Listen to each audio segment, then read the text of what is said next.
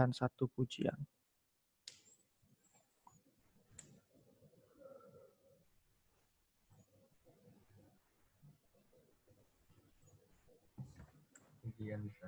Ya.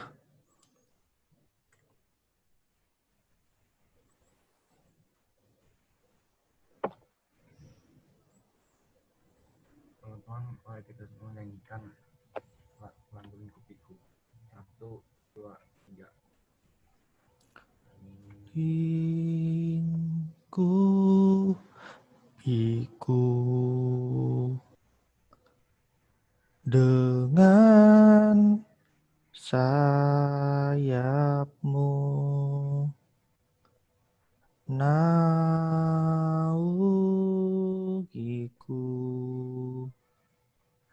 dengan kuasamu. Di saat badai bergelora,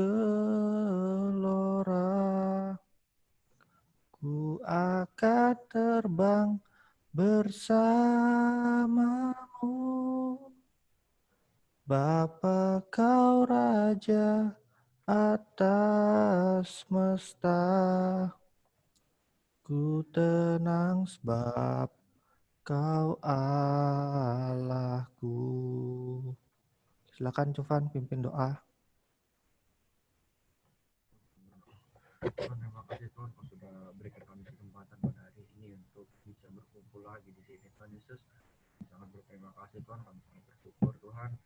Dan sebentar kami akan melanjutkan pelajaran kami seperti biasa Tuhan. Tolong kau sertai Tuhan, kau juga berikan hikmat kepada guru-guru yang akan mengajar kami pada hari ini Tuhan Yesus.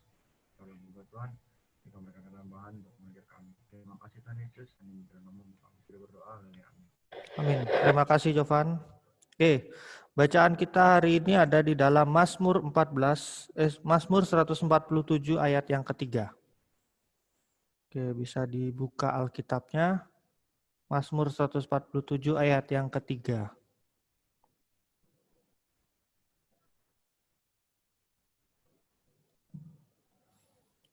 Mazmur 147 ayat yang ketiga, Mister minta tolong Excel Tanoto membacakannya.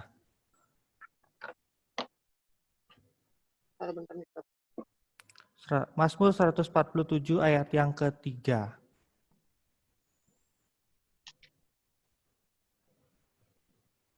Ya. Ia menyembuhkan orang-orang yang patah hati dan membalut luka mereka. Oke, terima kasih Excel.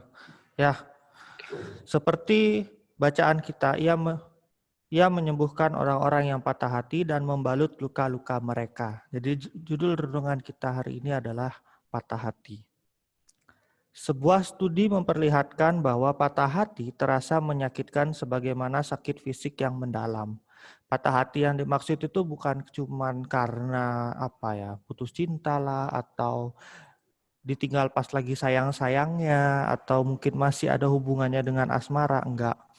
Patah hati bisa macam-macam ya, mungkin karena kita tidak kita mengidamkan sesuatu mungkin tapi enggak kesampaian. Nah, itu juga bisa menyebabkan kita patah hati. Intinya segala kejadian yang bisa membuat kita menjadi kecewa. Gitu. Nah, diduga patah hati tersebut melibatkan korteks singulat anterior otak. Jadi itu bagian otak bagian depan ya, yang dapat berstimulasi secara berlebihan ke saraf sehingga ketika terjadi tekanan menyebabkan sakit, mual, atau pengencangan otot di bagian dada, rasa lemas, kedinginan, ngilu-ngilu seperti flu. Ya kan, kadang-kadang kita kayak gitu kan. Kalau misalkan kita mengalami patah hati terhadap terhadap seseorang ya. Contoh deh ya, terhadap seorang saya sama dia sudah ngecewain saya gitu. Dia dia pernah janjiin saya sesuatu tapi itu cuman PHP gitu kan. Jadi kadang kita setiap bertemu dengan orang tersebut itu ada rasa rasa kesal seperti itu kan, rasa kesal, dan kemudian dari rasa kesal itu pasti akan merembet ke hampir semua bagian tubuh kita, termasuk biasanya sih bagian dada ya. Bagian dada kita pasti akan narik napas panjang biasanya kan. Narik napas panjang, terus mungkin kalau punya sesak napas dia akan sesak sebentar seperti itu kan. Nah, itu disebabkan karena berlebihnya hormon kortisol yang membuat sistem kekebalan tubuh kita kelelahan sehingga tubuh jadi lemah terhadap serangan bakteri atau virus. Hormon tersebut juga mengurangi aliran darah ke sistem pencernaan sehingga nafsu makan berkurang dan terjadi gangguan pencernaan lainnya yang dapat membuat seseorang semakin kehilangan energi dan mempengaruhi seluruh tubuh. Nggak heran ada orang yang sampai bunuh diri karena patah hati. Nah, apakah kita sendiri pernah mengalami patah hati? Ya, apakah kalian pernah mengalami? Ya, kalau saya sih jujur saya pernah. Saya pernah, patah hati saya macam-macam. Kita merasa dunia runtuh, kehilangan kebahagiaan, dan menjadi sakit hati. Pemazmur menyatakan bahwa Tuhan mengerti keadaan kita, Ia mau menyembuhkan mereka yang patah hati dan mengobati luka-luka tersebut. Ya, seperti yang kita baca tadi di ayat ketiga tersebut di bacaan kita, Mazmur 147. Tidak perlu merasa tidak berarti. Seorang tokoh, Brian McGill, mengatakan, hatimu bukan patah, hati tak akan bisa patah. Yang kamu rasakan adalah sakitnya bertumbuh. Hatimu bertumbuh dalam kebijaksanaan, kelembutan, dan kekuatan. Sehingga suatu hari nanti kamu bisa mencintai dengan lebih hebat. Kabar baiknya, otak kita telah dirancang Allah untuk bisa move on setelah patah hati. Jadi, belajarlah dari pengalaman dan bangkit. Ya, jadi ingat Tuhan sudah membuat tubuh kita benar-benar sempurna begitu kan. Benar-benar segambar dan serupa gitu. Jadi nggak ada istilah kita nggak ada istilah kita depresi atau bagaimana gitu kan. Nggak ada istilah kita patah hati harus melakukan sesuatu yang nggak baik gitu. Nggak. Tuhan sudah membantu kita dengan tubuh kita ini gitu loh. Pasti ada berbagai macam cara untuk kita bisa move atau kita bisa menghilang dari rasa patah hati tersebut. Gitu. Tapi ya balik lagi, jangan disalahgunakan gitu. Bilangnya kadang ada yang beralasan gitu ya, bilangnya kecewa. Kecewa saya, nilai saya udah belajar mati-matian tapi nilainya masih tetap jelek gitu. Apalagi di pelajaran IPA tuh, Mr. Niko ngasih pelajarannya susah kayak gitu ya. Ya, saya mau main game aja dah untuk move on gitu. Ya jangan, ya boleh-boleh aja sih. Ya Mister nggak akan ngelarang kalian buat main game, enggak. Tapi ya gitu, ingat bahwa enggak seterusnya kita akan terus main game gitu. Tapi ada kalanya bahwa kita juga harus tetap berusaha. Ingat ya, Tuhan buat kita Tuhan merancangkan otak kita untuk bisa move on. Itu bukan hanya untuk menghilangkan rasa sakit hati atau patah hati yang kita alami, tapi juga membuat kita untuk semakin membangun kebijaksanaan, ya seperti yang tadi dibilang, membangun kebijaksanaan yang ada pada diri kita juga. Ya, jadi bijak-bijaklah, belajar jadi orang bijak. Sama saya juga belajar, ya. Jadi mari kita sama-sama belajar untuk bisa jadi orang yang lebih bijak. Oke, itu saja renungan kita pada hari ini. Semoga bermanfaat bagi kita semua. Sebelum kita mulai kegiatan kita, mari kita satu dalam doa. Tuhan, terima kasih ya Tuhan untuk segala berkat dan juga anugerah-Mu bagi renungan yang bisa kami dengarkan pada hari ini ya Tuhan. Kiranya Engkau selalu memberkati kami agar kami senantiasa bisa mengobati rasa patah hati kami dan Senantiasa kami juga semakin ke depannya kami bisa semakin menjadi orang yang bijaksana ya Tuhan. Engkau berkati sebentar kami akan melaksanakan kegiatan belajar mengajar, berkati bagi guru-guru yang akan mengajar ya Tuhan, berikanlah mereka hikmat, dan bagi siswa-siswi yang belajar, kiranya Engkau berkati bagi fasilitas yang mereka gunakan, dan juga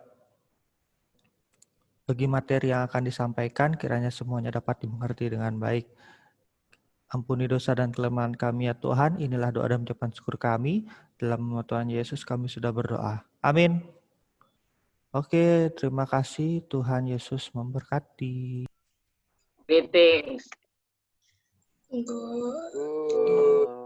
morning, Mr. Oke, good morning. Thank you. Dengarkan dulu, Mister. Jangan langsung menghilang. Please, tidak langsung mematikan video. Kali ini Mister akan tegas, ya. Dalam arti supaya mengantisipasi ketidaktahuan terhadap materi yang dijelaskan. Oke, jadi Mister sampaikan di awal lagi, ya. Mister harap nanti siapapun yang mematikan video betul-betul mengikuti pembelajaran. Please. Karena ada indikasi dia meninggalkan kelas. Mengapa demikian? Pada saat Mister tanya nggak tahu apa-apa gitu. Terus Mister tanya apa yang kamu dapatkan nggak tahu juga gitu. Nggak mungkin lah nggak tahu apa-apa gitu kan. Padahal Mister ngomong 30 menit sudah sampai berbusa-busa. Minimal adalah yang didapatkan gitu. Jadi please nanti siapapun yang mematikan video, tolonglah ya dengarkan, tidak meninggalkan kelas. Seperti itu. Ini pergumulan buat kita, kendala buat kita, pembelajaran Zoom ini ada kekurangan dan kelemahannya juga. Ya, jadi kalaupun nanti matikan video, dengarkan materi yang disampaikan oleh gurunya. Mister nggak mau pembelajaran agama melatih dirimu untuk tidak jujur.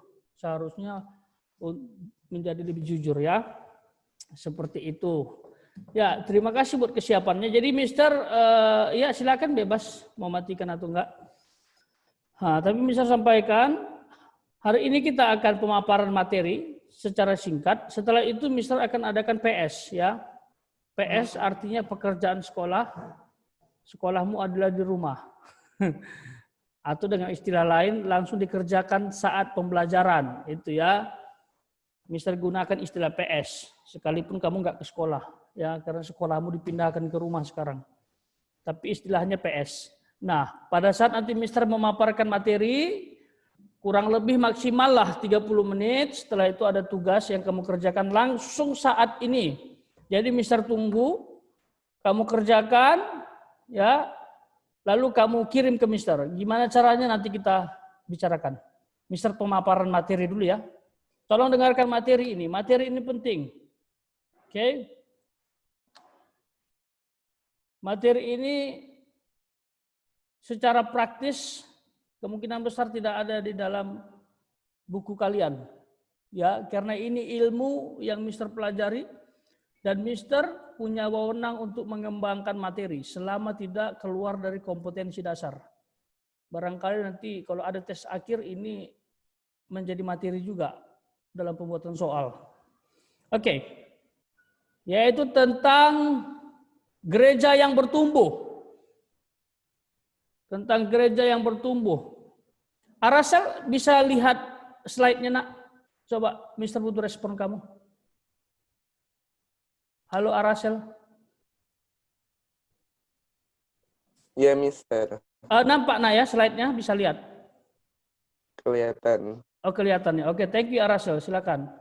Oke. Nah, hari ini kita akan belajar tentang gereja yang bertumbuh. Ya. Yaitu gereja yang bertumbuh. Kata bertumbuh sebenarnya adalah natural. Setiap kita ya pasti bertumbuh. Kalau nggak bertumbuh pasti mati. Itu saja titik. Tidak ada gereja yang tidak bertumbuh. Gereja yang mati ada. Sekali lagi gereja yang Mister maksud di sini fokus ke organisme atau ke manusianya atau orang yang percaya. Nah, tetapi pertumbuhanmu itu gimana? Itu yang perlu dipertanyakan. Pertumbuhannya itu lambat atau cepat atau mati? Ya, kalau dia nggak bertumbuh berarti mati, hanya itu. Nggak ada pertumbuhan berhenti, tidak ada. Ya, yang namanya bertumbuh ya pasti berkembang. Kalau nggak berkembang nggak bertumbuh namanya. Seperti itu. Nah, kita akan lihat gereja yang bertumbuh itu seperti apa. Kalau tidak ada indikasi ini, kemungkinan dia gereja mati. Coba lihat.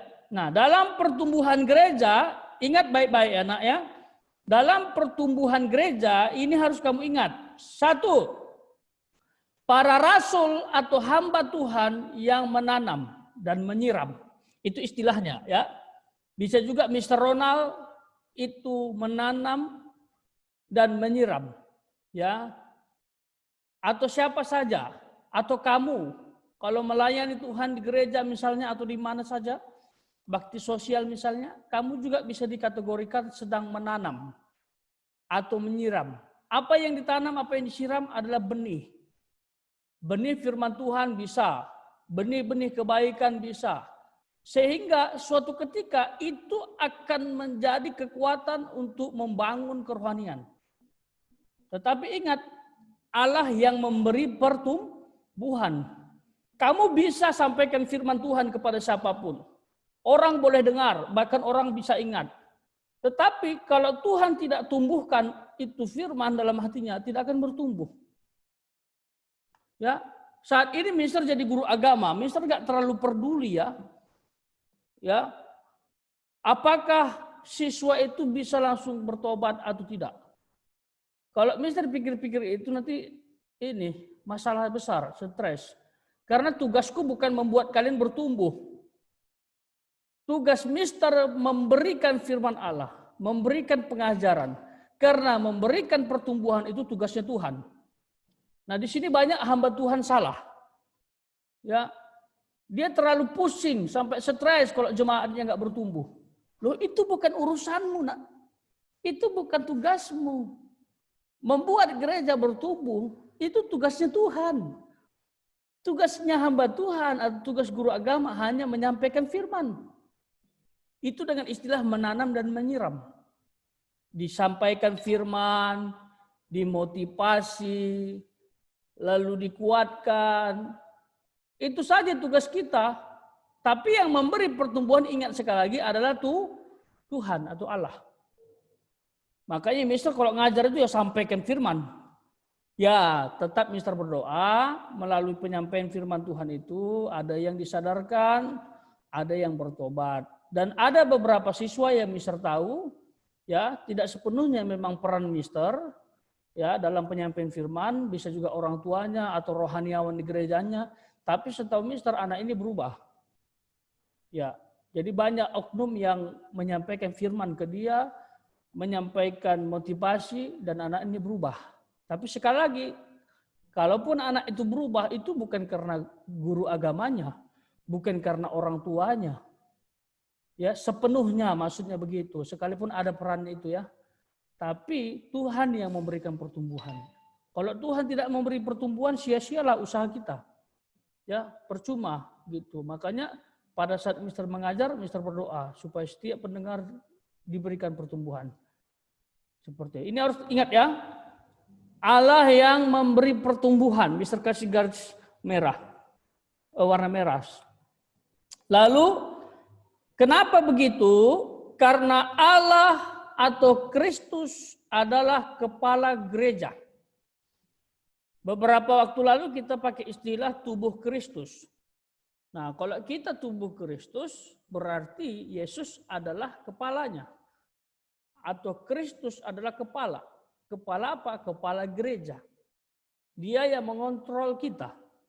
Karena dia kepala gereja, dialah yang memberi pertumbuhan. Bahkan para rasul, hamba Tuhan, yang memberi pertumbuhan, Allah juga. Seperti itu. Jadi tugasmu adalah kamu baca firman, lakukan kebaikan. Nanti Tuhan yang memberkati kehidupanmu dan kamu bertumbuh. Kamu berubah. Mister mengalami itu. Dulu Mister orang yang minder sekali. Ngomong nggak berani di depan umum, pengetahuan kurang, ya. Orang yang mudah sakit hati. Sekarang Mister banyak diubahkan, Mister bertumbuh. Dulunya jangankan khotbah, baca Alkitab aja lambat sekali, au gitu ya. Sampai orang, cepat kau baca Alkitab gitu, gagap gitu. Awal-awal bertobat dulu. Tapi sekarang Tuhan percayakan khotbah gitu. Itu bertumbuh. Dulunya Mister gak bisa mimpin pujian. Sekarang Mister bisa mimpin pujian. Di mana saja selama dipercayakan Mister siap. Itu maksudnya bertumbuh. Kalian juga harus bertumbuh. Tapi ingat, yang memberi pertumbuhan adalah Tuhan. Karena Tuhan Yesus adalah kepala gereja. Bukan kamu. Dengan kekuatan apapun kamu berusaha untuk bertumbuh tidak bisa. Yang ada nanti buahnya palsu. Atau imitasi. Atau pakai topeng. Atau munafik. Pura-pura baik. Padahal tidak baik. Itu kalau manusia yang berusaha untuk menumbuhkan dirinya. Yang penting kamu berdoa sajalah, baca Alkitab, lakukan kebaikan. Nanti Tuhan yang mengubah hatimu. Tuhan yang mengubah segala kehidupanmu menjadi lebih baik. Seperti itu. Berikutnya. Nah, kita masuk ke ini. Ingat ini ya, ini nggak ada di bukumu ini. Nggak ada, ini ilmu Mister ini. Sorry, ilmu yang Mister bangun. Ya, tidak ada di bukumu. Tapi ini ada di Alkitab ini. Ya, ada di Alkitab. Tapi Mister yang konsep, Mister bangun ini. Dengan istilah 3 indikasi gereja yang bertumbuh. Atau 3 ciri-ciri gereja yang bertumbuh. Kalau salah satu tidak ada, pertumbuhannya tidak baik. Ya, ketiga-tiga ini harus ada sehingga dikatakan gereja yang bertumbuh. Baik itu gereja organisasi maupun gereja organisme. Ketiga-tiganya harus ada. Ingat ya, nanti bisa tanyakan ini, harus hafal ini, harus ingat. Jadi sekali lagi 3 indikasi gereja yang bertumbuh. Gereja yang bertumbuh. Apa saja itu coba kita lihat. Yang pertama, gereja itu harus memiliki hubungan ke atas, yaitu penyembahan. Gereja yang bertumbuh harus memiliki penyembahan kepada Allah. Di dalam gereja gedung harus ada praise and worship. Di dalam gereja organisme harus ada penyembahan hati kepada Tuhan. Dia harus punya hubungan khusus. Ya. Silahkan cara-caranya nanti kamu yang buat senyaman mungkin. Bisa doa secara liturgis, kamu duduk manis, tenang, lalu pujian penyembahan pakai gitar, pakai musik, silakan. Ada juga yang tidak liturgis, artinya praktis.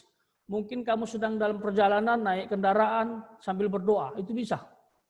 Mister sambil tidur, sambil duduk, sambil bekerja bisa memuji Tuhan dan selalu Mister lakukan. Mister lagi nyetir gitu, kendaraan menuju sekolah misalnya, Mister memuji Tuhan. Ya, hampir tidak pernah Mister putar lagu duniawi kalau lagi perjalanan ke sekolah. Sekalipun ya ada ya, tapi lebih sering Mister memutar lagu rohani. Pada saat Mister putar lagu rohani, Mister penyembahan. Ku nyanyi haleluya, putar, setir, begitu. Artinya membangun hubungan ke atas, yaitu penyembahan. Kamu harus lakukan penyembahan, pujian, keagungan untuk Tuhan. Itu ciri-ciri orang bertumbuh. Lah kalau kamu memuji Tuhan aja nggak pernah, menyembah Tuhan aja nggak pernah secara pribadi. Terus diajak orang tua ke gereja pun waktu pujian penyembahan kamu diam. Itu masalah. Kamu gereja atau tidak? Kamu gereja atau apa? Itu perlu dipikirkan. Kalau kamu gereja ya kamu pasti menyembah Tuhan. Ya. Gereja yang sejati tidak mungkin tidak menyembah Allahnya. Jadi ini harus dimiliki. Baik itu gereja organisasi maupun gereja organisme harus melakukan penyembahan kepada Allah melalui pujian, melalui praise. Seperti itu. Oke, yang kedua, harus memiliki hubungan ke dalam. Apa itu hubungan ke dalam? Yaitu pengajaran. Di dalam gereja harus ada pengajaran yang benar. Kalau dia gereja organisasi, pendetanya harus khotbah pengajaran dengan baik. Ya, bukan khotbah berkat terus, bukan khotbah perpuluhan terus. Tetapi dia harus pengajaran. Kalau ada jemaat jatuh dalam dosa, dia harus tegur itu. Tapi tegur dengan kasih, bukan sembarangan. Dia harus berani menyampaikan firman Tuhan. Yang mungkin nantinya menyinggung hati jemaatnya dan jemaatnya tersinggung. Silahkan. It's okay, no problem. Kalau ada jemaat yang tersinggung pada saat pendeta menyampaikan pengajaran dan itu menegur orang tersebut, dia meninggalkan Tuhan atau keluar dari gereja, itu gereja yang nggak bertumbuh. Ya, contoh tuh Daud. Daud itu misal salut sama Daud. Daud pernah mengalami kejatuhan. Dosanya parah loh. Satu dosanya perzinahan bersama Batseba. Ya, harus tahu tuh Batseba itu adalah istri orang lain. Tapi bisa melakukan hubungan dengan Daud, raja pada saat itu. Setelah itu dia suruh suami Batseba untuk berperang dan posisi paling depan, Uria. Sehingga dengan kata lain, dia membunuh Uria dengan cara menempatkan posisi paling depan pada saat berperang. Ya otomatis matilah. Jadi dosanya Daud itu ada dua. Satu, perzinahan dengan Batseba. Yang kedua, membunuh secara tidak langsung suami Batseba. Tapi pada saat dia ditegur oleh Nathan tentang dosanya, dia menangis, dia minta ampun, bertobat. Bisa nggak dia marah kepada Nathan? Bisa. Orang dia raja, apalagi raja zaman dahulu. Oh Nathan, kamu kurang ajar ya, berani kamu menegur saya raja. Pengawal, penggal kepalanya, gitu misalnya. Bisa. Itu bisa dilakukan Daud karena dia raja. Hebat. Tapi dia nggak lakukan. Dia langsung menangis, dia langsung bertobat. Betul apa kata Nathan. Karena saya sudah terlalu jauh dari Tuhan. Nah itu, jadi pengajaran itu harus ada. Di hatimu pun harus ada pengajaran.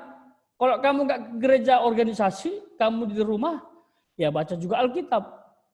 Ya, baca Alkitab, baca buku renungan, itu pengajaran. Kalau kamu nggak belajar firman, ya kamu nggak gereja bertumbuh.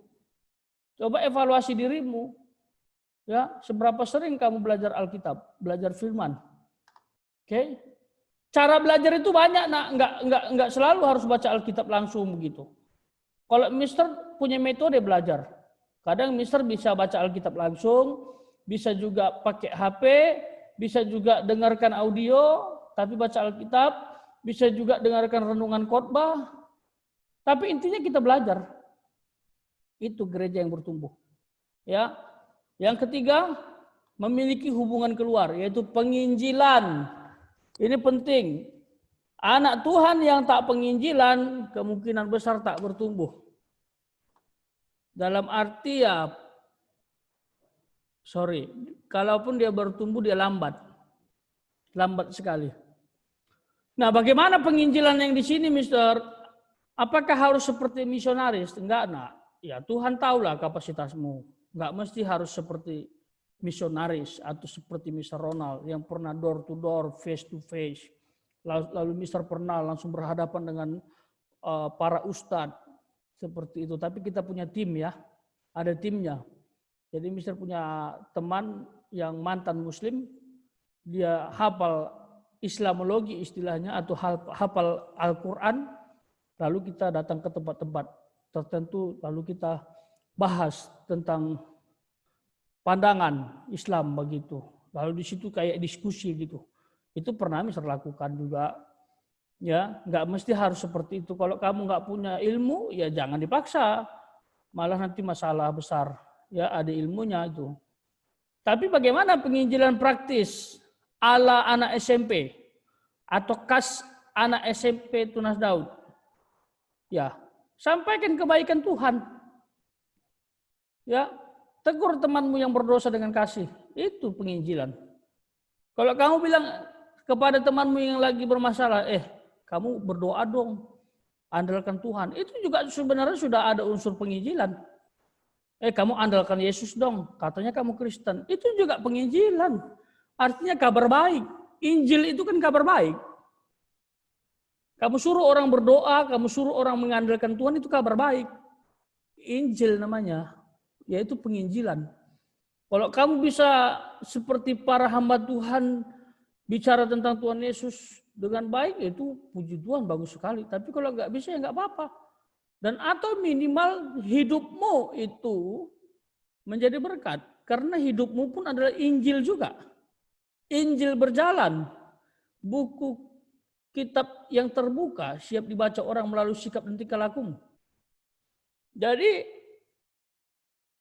penginjilan itu harus ya, dengan caramu lah, dengan bahasamu, praktis lah.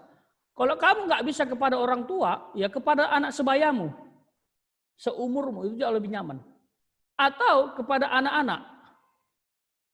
Kalau misalnya sudah semua jenjang, anak-anak oke, mister guru sekolah minggu. Remaja oke, mister guru agama di SMP. Orang tua oke, misalnya juga pelayanan di KM. Bahkan khotbah di beberapa tempat pos pelayanan. Ada juga gereja seperti itu. Kalau mister kan memang sudah fokus untuk itu. Tapi kamu bisa juga, ya udah gunakan aja kemampuanmu dengan gayamu. Yang penting kabar baik disampaikan, itu namanya penginjilan. Kalau ini tidak sampai, kemungkinan pertumbuhanmu tidak baik. Ya, jadi coba renungkan, apakah ada ketiga-tiganya dalam hidupku? Atau cuma dua, atau cuma satu, atau tidak ada sama sekali? Kalau tidak ada sama sekali, kamu bukan gereja. I'm sorry, you're not gereja. Karena gereja itu harus memiliki ini sekalipun tidak sempurna. Kalau kamu bilang kamu sudah terima Yesus, tidak lakukan ini, omong kosong. Ini harus ini, sekalipun tidak sempurna. Seperti itu ya. Jadi satu, harus memiliki penyembahan, dua, memiliki pengajaran dan penginjilan. Inilah gereja yang bertumbuh. Pastikan ketiga-tiganya ada sekalipun tidak sempurna. Sehingga kamu tergolong gereja yang bertumbuh. Dan pertumbuhan itu tidak sempurna. Pelan tapi pasti. Tapi semakin hari semakin baik. Ya. Oke. Nah, sekarang Mister ada tugas ya untuk kalian. Ya. Silakan diaktifkan dulu. Mister mau cek dulu siapa yang aktif. Oke. Silakan diaktifkan videonya. Ya, nanti setelah itu pada saat kalian mengerjakan silakan dimatikan videonya dalam durasi sekian, kamu harus selesai. Oke? Ya, hari ini Mister nggak mau terlalu banyak ngomong ya, supaya tidak mubazir. Oke? Silakan aktifkan Jovan, Angel, Nathaniel, oke, thank you. Timothy, silakan aktifkan semua, tidak ada yang tidak aktif. Kalau tidak aktif Mister curigai, kecuali trouble atau error. Ya. Angel kok tidak kelihatan? Tolong jangan direkam plafon ya, nak. Itu plafon atau apa itu? Oke.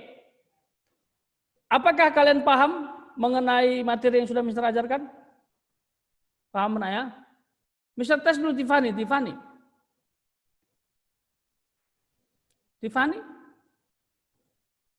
Tiffany Sinarta. Benar nama kamu Tiffany? Halo? Bisa aktif suaranya, nak? Oke, thank you. Itu kameranya kok ini setengah wajah itu, nggak bisa turun lagi ya? Gitu dong, jangan sembunyikan wajah cantiknya ya. Oke, Tiffany.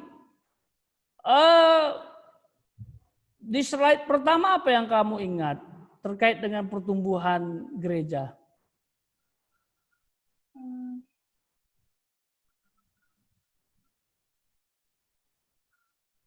Allah yang memberi pertumbuhan. Oke, good. Tuhan yang memberi pertumbuhan, ya. Manusia boleh menyiram, boleh menanam, dengan kata lain menaburkan firman. Tetapi sekali lagi Tuhan yang memberi penyembuhan. Jadi Tuhan kuncinya ya. Oke, thank you Tiffany. Oke, Mister mau dengar Angel. Angel, Wirata. Halo? Iya, Mister. Oke.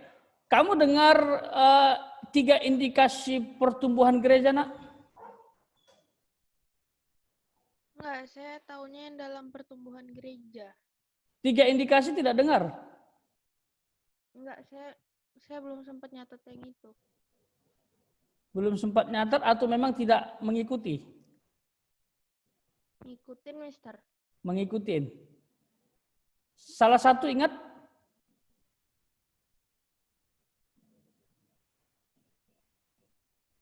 Itu malah penting itu, Nak. Paling penting itu menurut Mister. Enggak nyatet ya? Enggak, Mister. Saya Oke, nyatet yang oke. dalam pertumbuhan gereja. Oke. Ya, Mister harap ke depannya tidak putus-putus ya materinya. Oke, Mister mau dengar miracle. Coba kamu jelaskan 3 indikasi pertumbuhan gereja. Memiliki hubungan ke atas, yaitu penyembahan, memiliki hubungan ke dalam, yaitu pengajaran, dan memiliki hubungan keluar, yaitu penginjilan. Oke, good. Thank you, miracle. Jadi ketiga itu harus ada dalam gereja, baik itu organisasi maupun organisme ya. Kalau tidak ada, berarti gereja mati. Minimal 2, minimal 1. Tapi kalau bisa ketiga-tiganya sudah ada, kamu sudah mulai menginjil ya. Kamu sudah selalu penyembahan, kamu sudah selalu belajar Alkitab. Itu namanya gereja yang bertumbuh ya, Nak ya. Oke, sekarang kita bikin tugas. Perhatikan di slide. Mister tampilkan dulu. Nah, ini ada tugas. Ini harus kamu kumpulkan sekarang. Coba ya. Ada 5 pertanyaan yang harus kamu isi terkait dengan jemaat mula-mula. Semua jawaban ini ada dalam bukumu. Oke, lihat di dalam bukumu. Setelah definisi gereja, di situ tidak ada disinggung mengenai jemaat mula-mula. Siapakah jemaat mula-mula? Harus tahu ya. Oke, 1, siapakah jemaat mula-mula itu? Bagaimana jemaat mula-mula itu terbentuk? Bagaimana cara hidup jemaat mula-mula? Siapakah yang berdosa dalam jemaat mula-mula? Harus tahu apa bentuk dosanya dan konsekuensi apa yang mereka terima dari Allah. 5, apakah teladan yang dapat kamu lakukan dari kehidupan jemaat mula-mula? Oke, semua ada di bukumu. Silakan dikotak-katik bukumu untuk menjawab ini. Tapi please jawabnya jelas dalam bentuk penjelasan, bukan singkat, padat, dan tidak jelas. Ya, ini tugas personal. Jadi kerjakan di buku tulismu boleh. Setelah itu kamu foto kirim ke WhatsApp Mr. Ronald. Mister ingin hari ini selesai.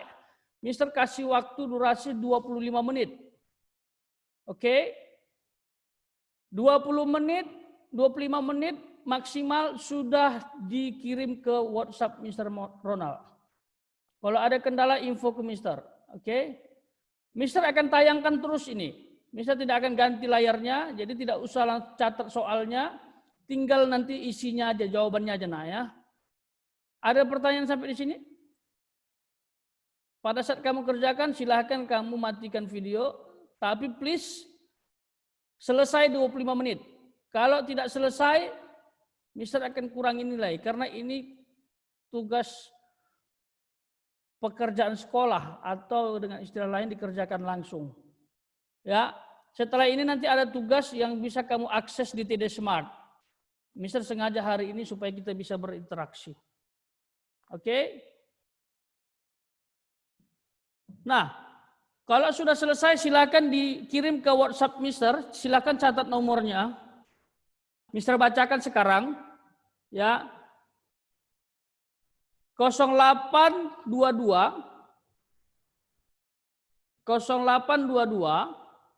4750 1361. Mister ulang 0822 4750 1361. Silakan dikirim ke nomor WhatsApp itu dalam bentuk di foto ya. Jadi kamu sudah kerjakan di buku tulis, di foto buku tulisnya, kirim ke Mr. Ronald.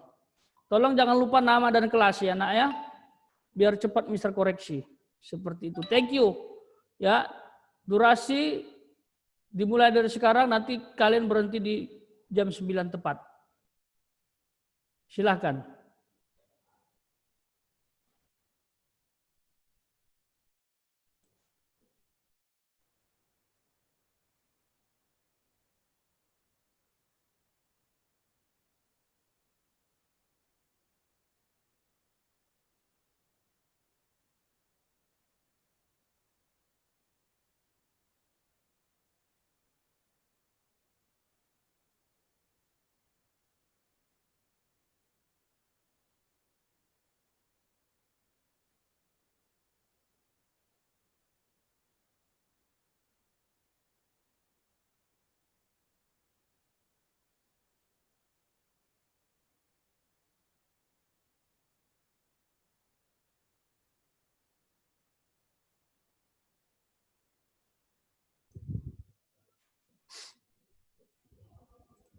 Nah, kemudian,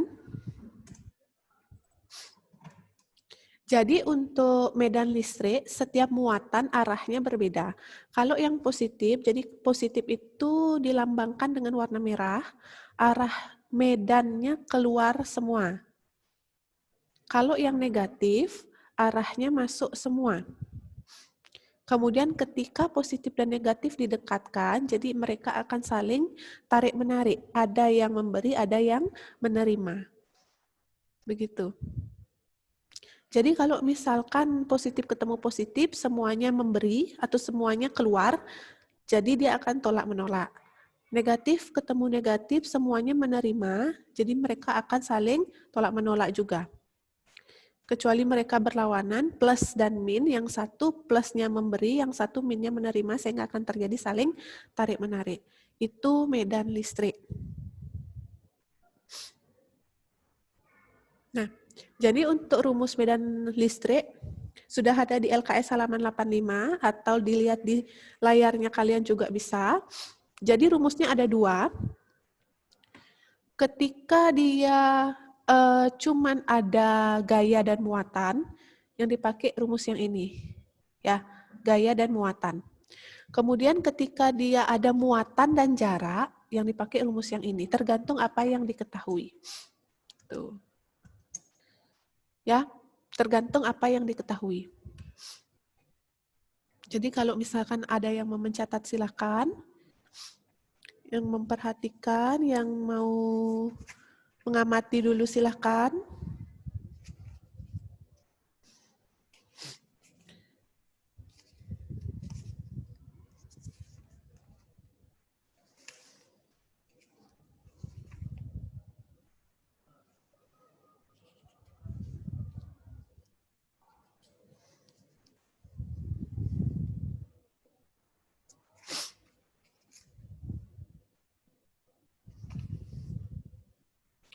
Sudah? Oke, Miss lanjut, ada potensial listrik. Potensial, potensi itu sama dengan suatu kemampuan. Jadi potensial listrik itu kalau ada di LKS-nya, suatu kemampuan untuk memindahkan muatan per muatan. Kemampuan sama dengan usaha. Jadi besarnya V, itu potensial listrik disimbolkan dengan V. Usaha, W. Kita kemarin di kelas 8 sudah belajar tentang usaha, work. Jadi W. Jadi ini adalah potensial listrik ini usaha untuk memindahkan muatan.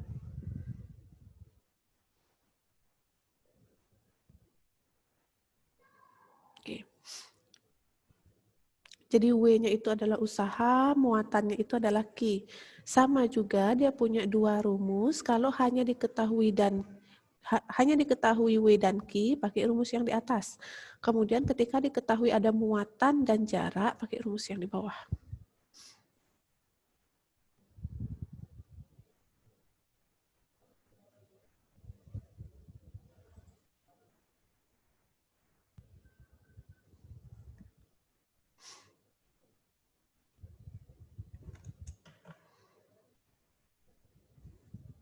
Jadi V itu voltage atau potensial listrik, satuannya adalah volt.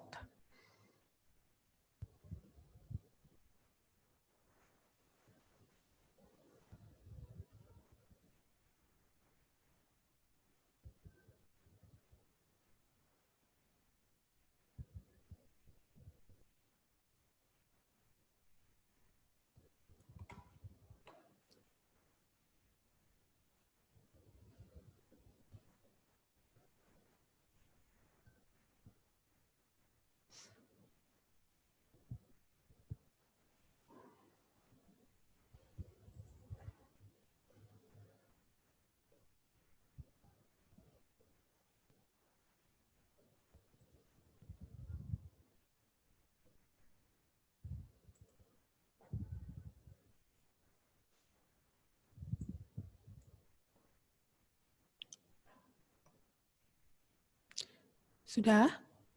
Sekarang Miss lanjut ke, oke. Jadi ada alat yang digunakan untuk menentukan jenis muatan atau ada tidaknya muatan pada suatu benda, itu namanya adalah elektroskop. Jadi elektroskop ini merupakan suatu alat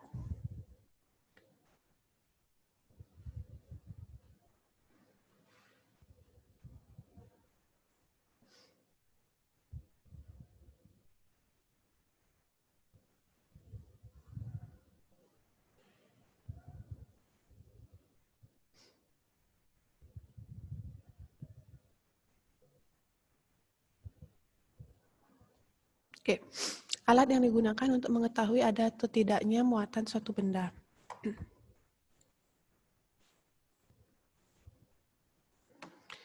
Jadi di elektroskop itu dia ada bagiannya.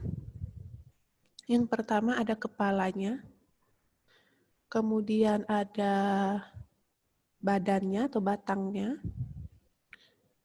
lalu dia di dalamnya ini berupa penutup, ada daun elektroskopnya.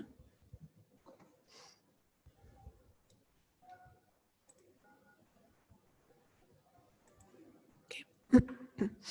Jadi ini kepala elektroskop. Dia bersifat konduktor.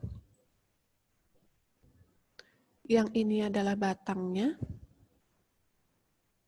Kemudian yang dua ini,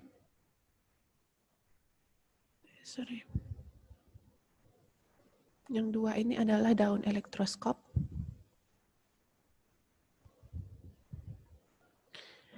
Dia biasanya terbuat dari kertas emas tipis atau aluminium foil bisa. Oke. Nah, kemudian di kepala itu karena dia bersifat konduktor, di kepala, di batang ataupun di daun dia juga ada muatannya. Yang ini ada muatan positifnya di dalamnya, kemudian dia dikelilingi oleh muatan negatif. Terus yang di kepala muatan positifnya ada 3, kemudian negatifnya juga ada 3.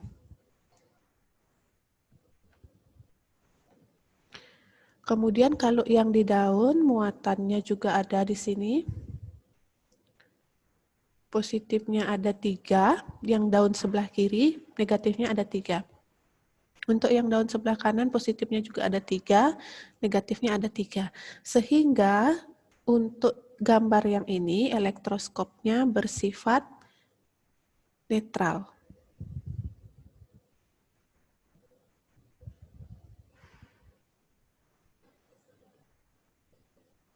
Karena jumlah positif dan negatifnya itu sama, sehingga dia bersifat netral.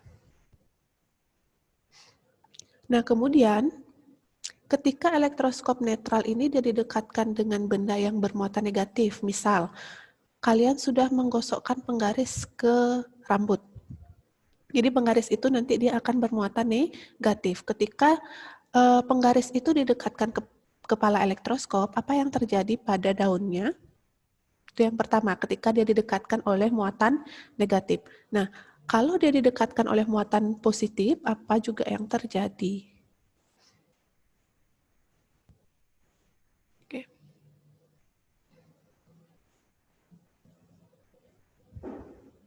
Jadi untuk elektroskop ini, yang menjadi poin untuk bisa dilihat ada atau tidaknya muatan adalah daun elektroskopnya.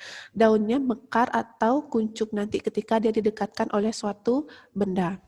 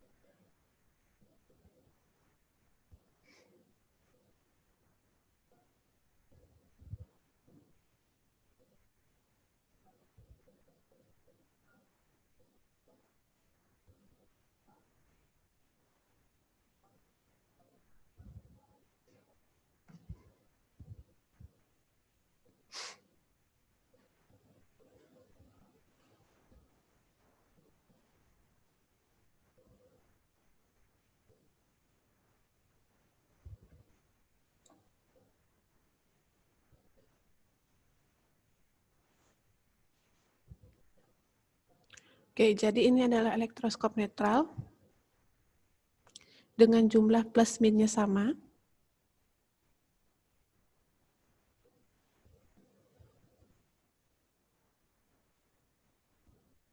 Diingat bahwa yang boleh bergerak bebas adalah cuma elektron. Jadi ketika penggaris ini yang kelebihan elektron didekatkan ke kepala elektroskop, jadi yang penggaris coba dilihat minusnya ada 4, plusnya ada 2, jadi dia merupakan bendanya kelebihan muatan negatif, didekatkan ke elektroskop netral, jadi apa yang terjadi? Diingat bahwa yang bebas bergerak adalah muatan negatif atau elektron. Jadi apa yang terjadi pada elektroskop ini? Siapa yang berpindah kemana? Itu pertanyaannya, Miss.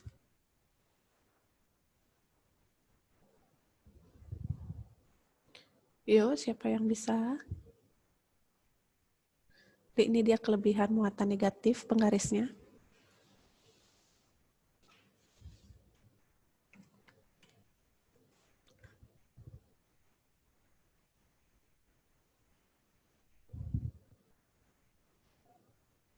Kira-kira apa yang terjadi?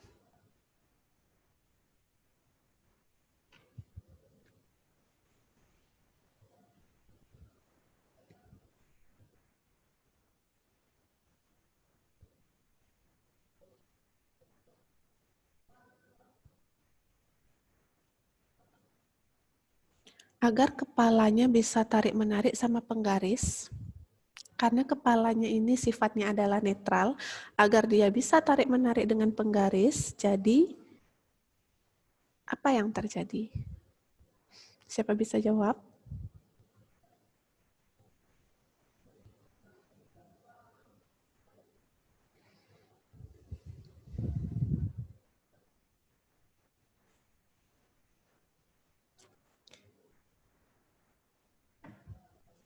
Masih kurang ngerti. Oke. Nah, jadi kalau ketika ada suatu muatan negatif, contohnya adalah penggaris, didekatkan ke kepala elektroskop, interaksi antara penggaris dan kepala itu dia harus tarik-menarik. Ketika dia harus tarik-menarik, karena kepalanya netral, untuk dia bisa tarik-menarik, jadi kepalanya harus kelebihan positif. Dan yang boleh bergerak bebas hanya negatif, sehingga negatif yang di kepala ini, negatif yang ada di kepala ini, dia turun ke bawah, pindah. Move dia ke bawah. Sehingga di kepala akan kelebihan muatan positif. Jadi mereka bisa saling tarik-menarik dengan penggaris. Karena dia turun ke bawah, ini akan menjadi kelebihan negatif. Kalau salah satu atau kedua daunnya memiliki elektron yang berlebih, mereka akan saling tolak-menolak sehingga daunnya menjadi mekar. Dia membuktikan adanya muatan pada suatu benda yang didekatkan ke elektroskop. Tuh.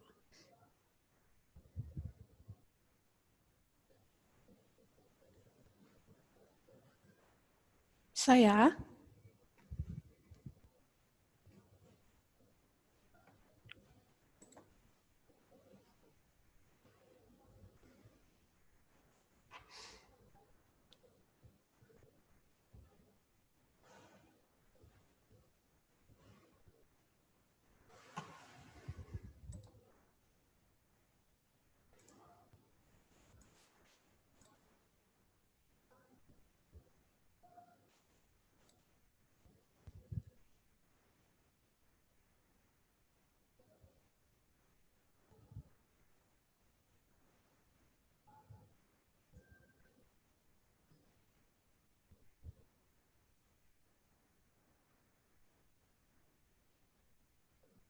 Nah, contoh yang kedua, Miss kasih itu adalah kaca. Kaca dia bermuatan positif, didekatkan ke elektroskop. Ini kelebihan muatan positif. Kaca. Kemudian ini elektroskopnya juga netral masih.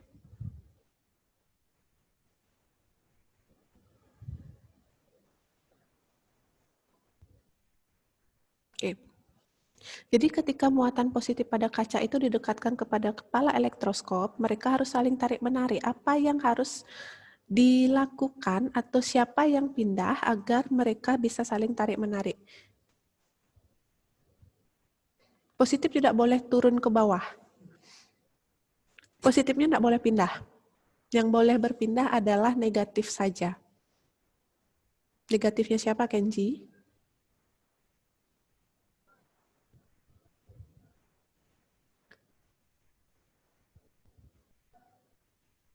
Oke, negatif yang bawah kemana?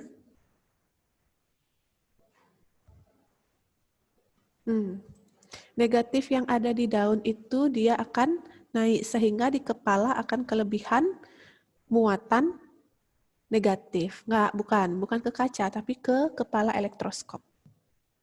Jadi yang ini, negatif ini, dia akan berpindah ke atas karena cuma negatif yang boleh bergerak bebas ya. Jadi ini akan kelebihan muatan negatif. Sehingga yang di daun akan kelebihan muatan positif. Karena dia sama-sama positif kanan dan kiri, sehingga mereka akan terjadi interaksi saling tolak-menolak juga. Kalau tolak-menolak, sehingga daunnya juga akan mekar. Nah, jadi untuk di elektroskop itu, ketika elektroskopnya netral, didekatkan oleh benda yang bermuatan, kalau daunnya mekar, berarti dia diketahui ada muatan di suatu benda itu. Kalau daunnya tidak menghasilkan reaksi atau kuncup, berarti di benda yang didekatkan itu tidak memiliki muatan. Jadi untuk di elektroskop, itu merupakan suatu alat yang digunakan untuk mengetahui ada atau tidaknya muatan pada suatu benda.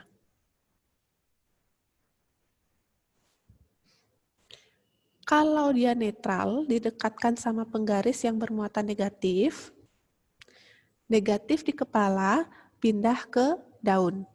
Kemudian ketika dia netral, elektroskopnya didekatkan oleh muatan positif, contohnya kaca.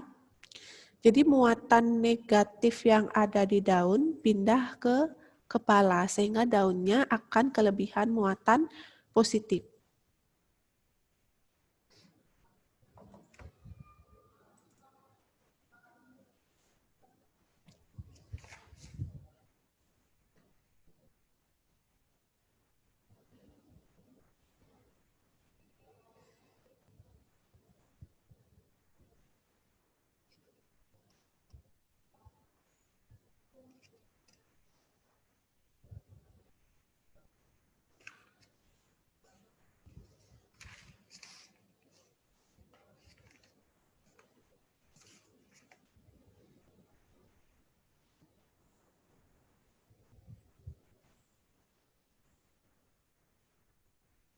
Oke. Kalau sudah, sebagai contoh, buka halaman 95 LKS.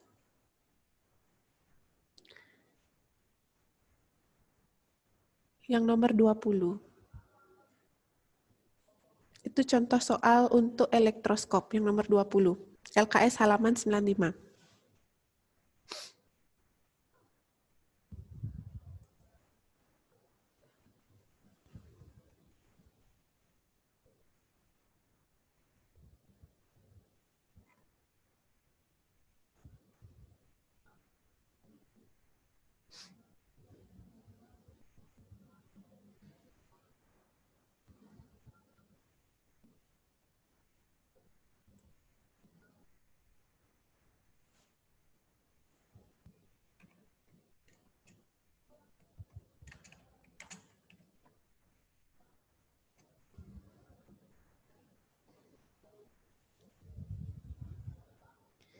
Oke, dicoba yang halaman 95 nomor 20.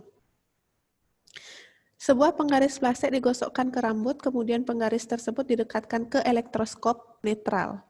Berdasarkan prinsip elektroskop, gambar yang benar setelah didekati penggaris itu yang mana?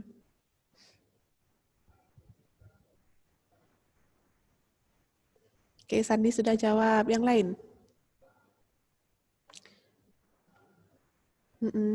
Kenji katanya yang D. Oke, Sandi yang B. Terus?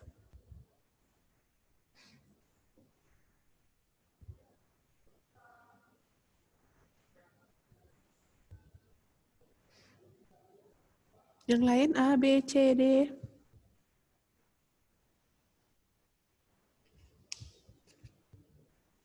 Adit yang D. Diingat bahwa kalau penggaris digosok ke rambut, penggarisnya akan bermuatan apa? Positif atau negatif?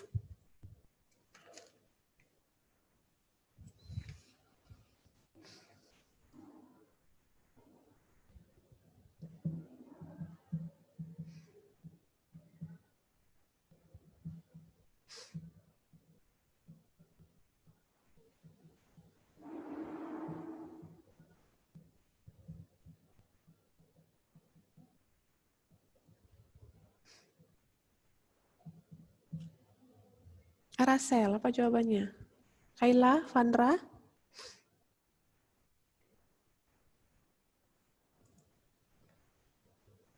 Angel, Kevin, Dayu? Excel, Bianca, Celine, Oracle, Timothy, tumben nggak ada suara. Jovan.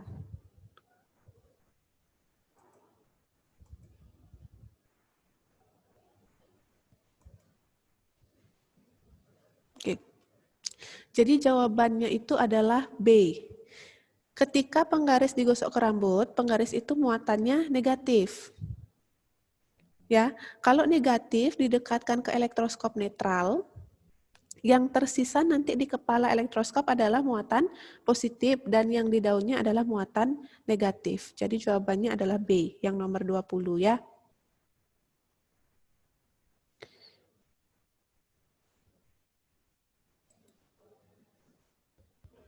Oke, kalau sudah paham, next.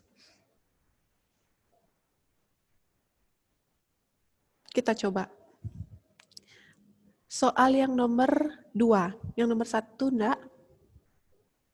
Soal yang nomor 2.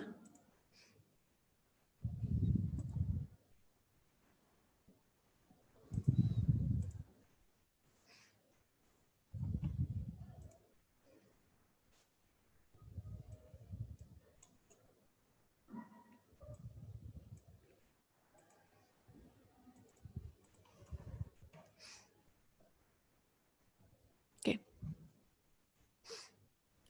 Di situ ada muatan Q, terus di sebelah kanannya ada titik, anggap saja titik A, berjarak 3 cm dari muatan itu.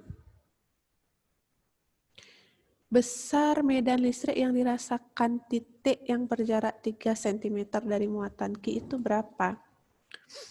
Jadi Q, itu muatan yang ada di Q itu adalah 60 mikrokulom.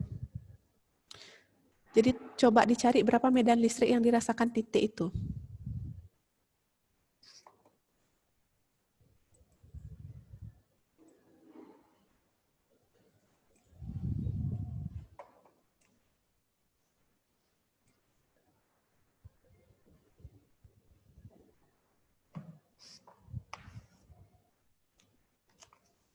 Ingat dari mikrokulom harus dibawa ke kulom, dirubah.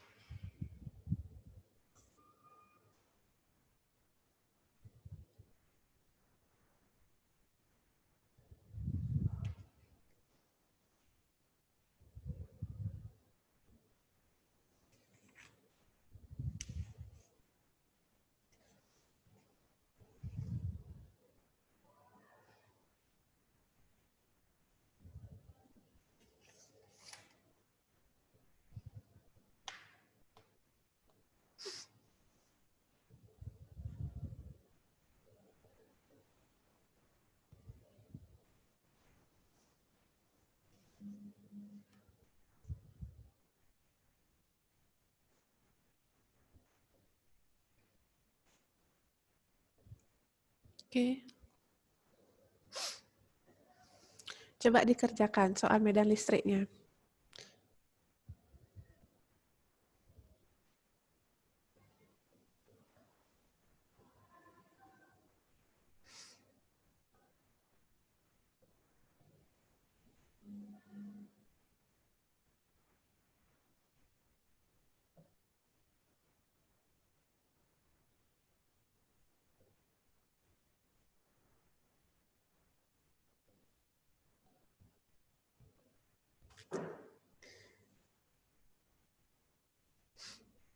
Dua 20 masa. Ingat rumus medan listriknya apa? Kaki per R kuadrat.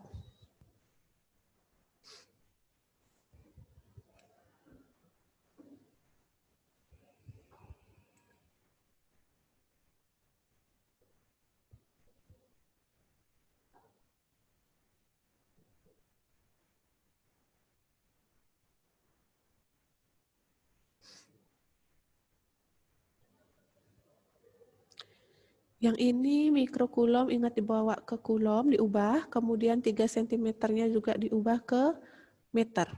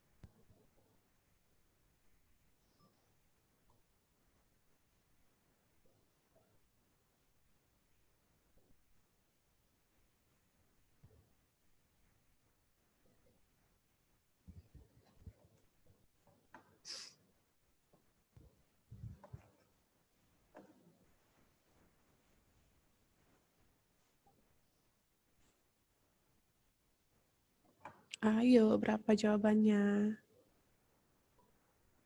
Nih, K-nya tetap 9 kali 10 pangkat 9.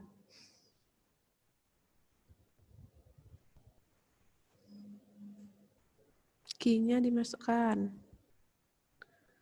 60 kali 10 pangkat min 6. Dibagi 3 cm, jawabannya ada 10 pangkat 9-nya enggak? Enggak pangkat 9. 3 cm dia jadi 3 kali 10 pangkat min 2 karena harus dibawa ke meter kuadrat. Oke. Jadi dia 9 dikali 60 dikali 10 pangkat 9 kurang 6 sama dengan 3. Dibagi mikrokulom dirubah ke kulom. Dia jadi tinggal nambahin kali 10 pangkat min 6 kulom. 3 kuadrat 9 kali 10 pangkat min 4. Ini bisa dicoret. Sehingga dia akan tersisa 60 kali 10 pangkat 7. 3 dikurangi min 4. Jadi kalau yang ini pangkat di bawahnya bawa naik jadi positif. Jadi hasilnya adalah 60 kali 10 pangkat 7 positif Newton per kulom. Itu satuannya.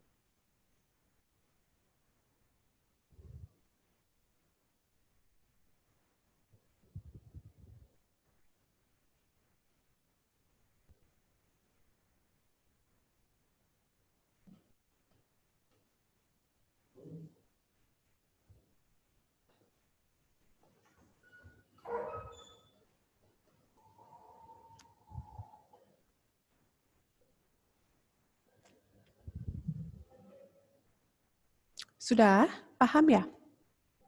Atau masih bingung? Atau sudah nggak mood ngerjain?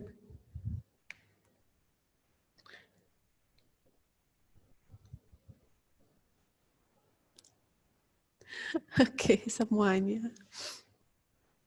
Nah, jadi untuk yang nomor 1, jawabannya adalah 60 kali 10 pangkat 7 Newton per kulom. Itu untuk medan listrik. Jadi untuk medan listrik itu Q-nya cuma ada 1. Ya, kalau untuk gaya listrik, Q-nya ada 2. Sudah? Kemudian kalau sudah, sekarang kita lanjut ke soal yang nomor 3. Soal tentang potensial listrik. Ada muatan sebesar 25 kulom, jadi tidak ada yang dirubah lagi. Berpindah dari titik A ke titik B membutuhkan energi 100 Joule.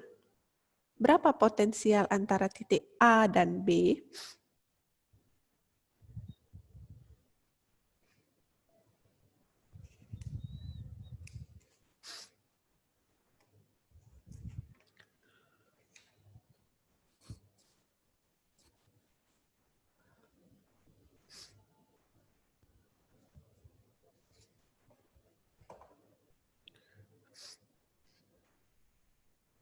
Ingat rumus energi potensial listrik. Yang dipakai adalah V sama dengan W per Q. Kalau ada di soal W sama Q. Atau V sama dengan K kali Q per R. Oke, coba buat dulu diketahuinya. Kira-kira berapa jawabannya?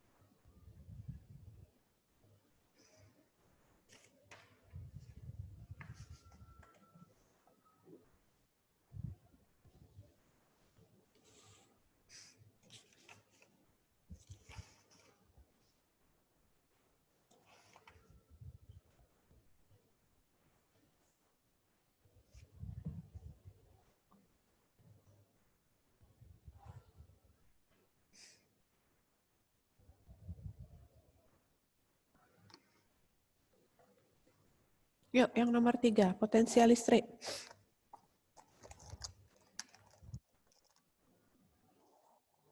Di situ ada muatan, simbolnya adalah Q. Terus ada energi, simbolnya adalah W. Jadi berapa besar V-nya?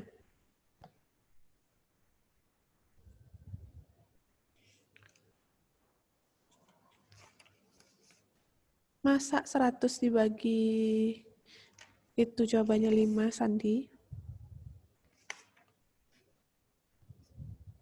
Yap.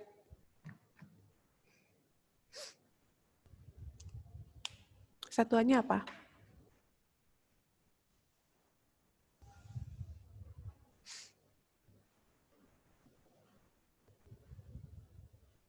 Oke, Rasel 4 volt.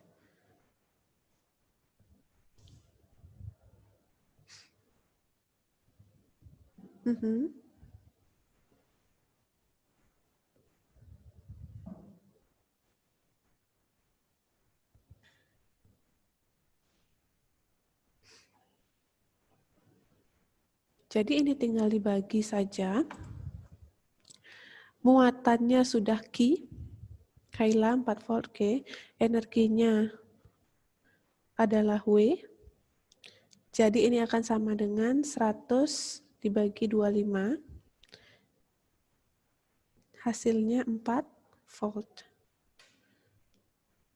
Ya. Jadi itu potensialnya. Lihat dulu yang diketahui apa.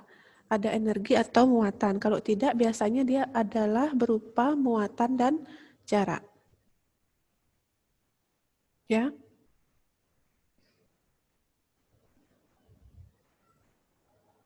Oke. Kalau sudah, coba latihan yang LKS halaman 94 nomor 9.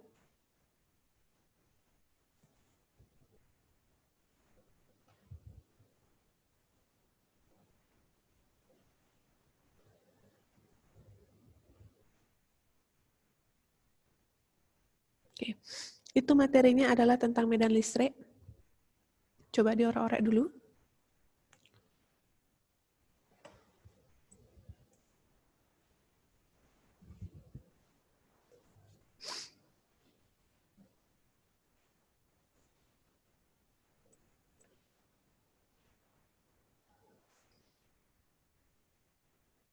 Wajib.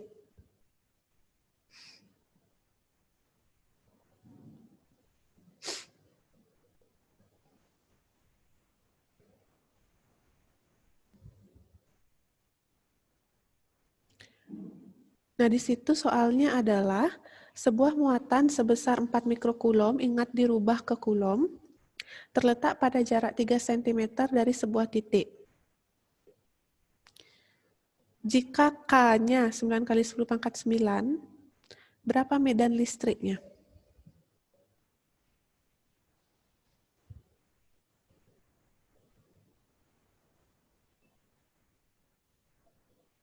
Jadi yang diketahui di sana ada muatan, simbolnya adalah Q, sama dengan 4 mikrokulom, min 6. Kalau dibawa ke kulom jadi 4 kali 10 pangkat min 6 kulom. Lalu di situ ada jaraknya, R, 3 cm. Dirubah juga ke meter, jadi 3 kali 10 pangkat min 2 meter. Lalu ada K-nya, konstanta, 9 kali 10 pangkat 9. Oke, yang ditanya di situ adalah medan listriknya berapa.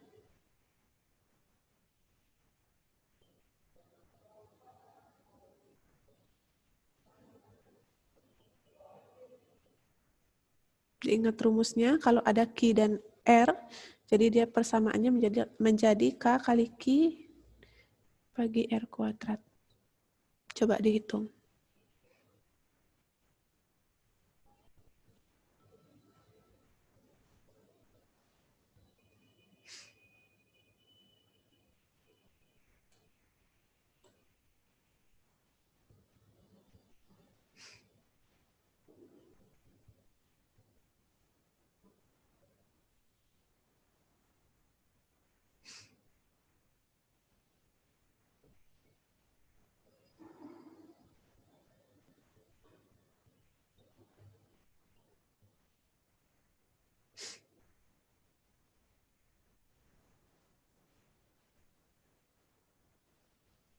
Kok sisa 10 pangkat aja?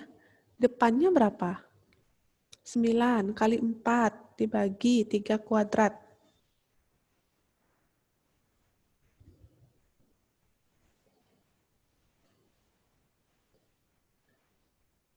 Terus? Gimana hasilnya? Depannya 4 kali 10 pangkat 9 kali 10 pangkat min 6 bagi 10 pangkat min 4.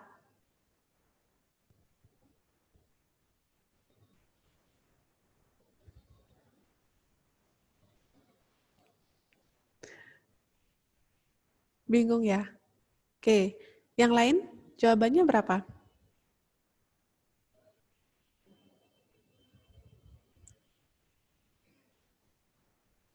Sudah mulai males ora-orek. Ayo, yang lain.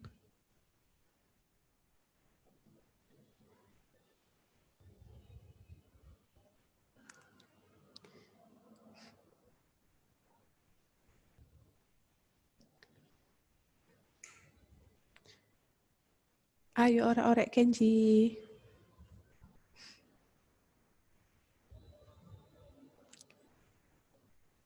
Berapa jawabannya di LKS A, B, C, atau D?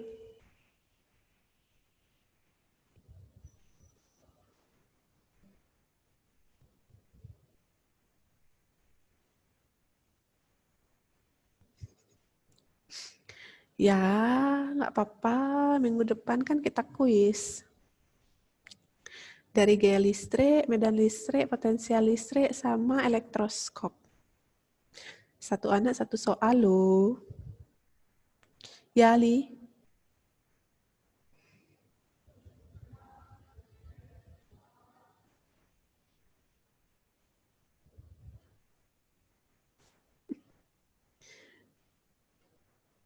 Ya, Bianca. 4 kali 10 pangkat 7.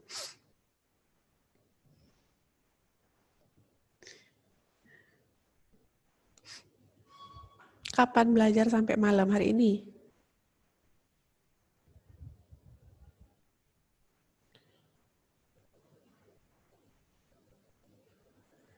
Apa jawabannya Sandi?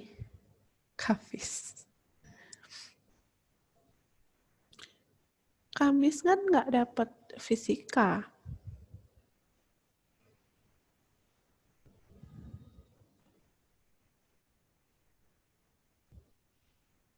Kenji senyum kepasrahan. Padahal sudah malas ora-orek itu. Ayo, berapa jawabannya ini? K dikali Q per R kuadrat. Dimasukkan angkanya dulu, dicoba. K-nya 9 kali 10 pangkat 9. Q 4 kali 10 pangkat min 6. Ya, benar Sandi. Caps lock-nya jebol. R-nya adalah 3 kali 10 pangkat min 2. Ya, betul. A jawabannya. Kuadrat. Oke, jadi ini adalah kumpulkan dulu yang tidak ada 10 pangkatnya. 9 dikali 4. Dikali 10 pangkat, 9-nya dikurangi 6. Jadi sisanya adalah 3 dibagi 3 kuadrat 9 dikali 10 pangkat min 4. Oke, 9-nya coret, sehingga yang tersisa adalah 4 kali 10 pangkat 3 dikurangi min 4.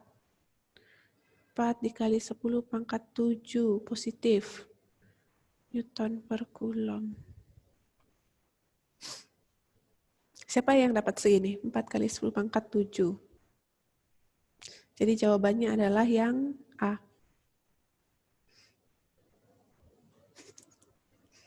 Saya, tapi ngawur ya. Timothy, kok bisa jadi 9? Apanya? Jadi 9. 0, karena belum diorak-orek kan 0 dapatnya Kenji. Yang di bawah karena ini R-nya kuadrat Timothy, sehingga 3-nya dikuadratkan, 10 pangkat min 2-nya dikali. Ya, oke, Sandi oke. Cuma menyelesaikan 10 pangkatnya aja yang belum ya. Paham ya Timothy?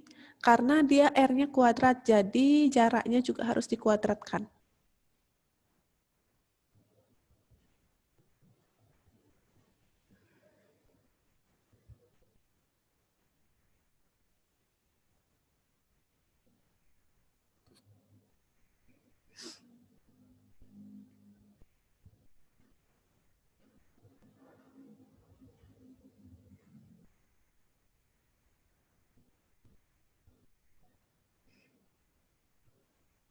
Sudah?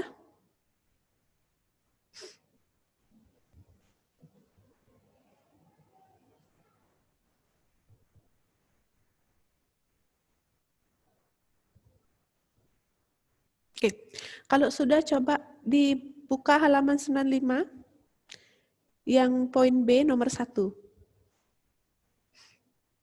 Halaman 95 yang poin B nomor 1.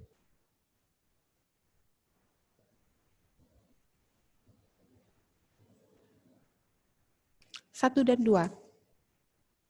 Yang nomor 1 apa jawabannya?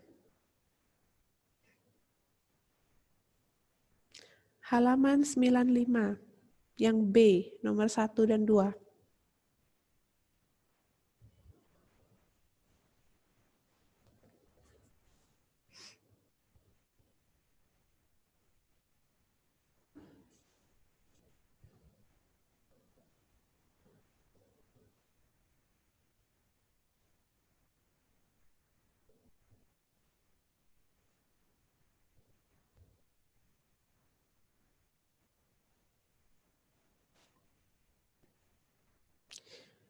Plaste atau penggaris itu digosok ke rambut.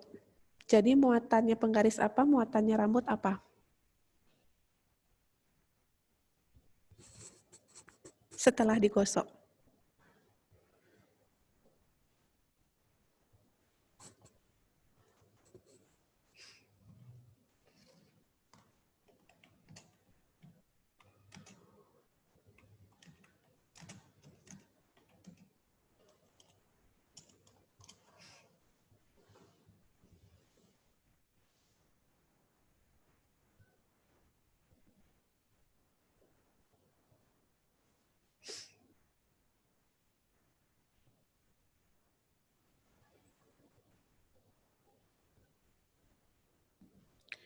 Ada kulom sama mikrokulom aja dulu. Kalau dari mikrokulom bawa ke kulom, itu tinggal tambahin 10 pangkat min 6. Di angkanya itu, kali 10 pangkat min 6, kalau dari mikro ke kulom.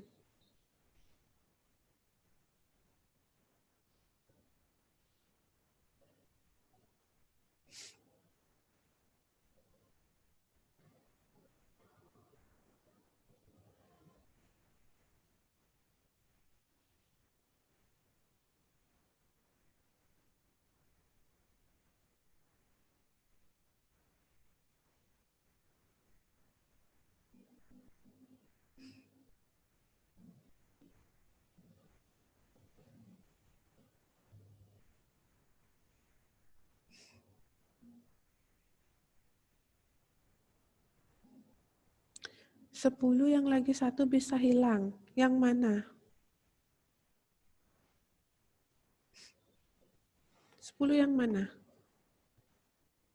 Yang ini?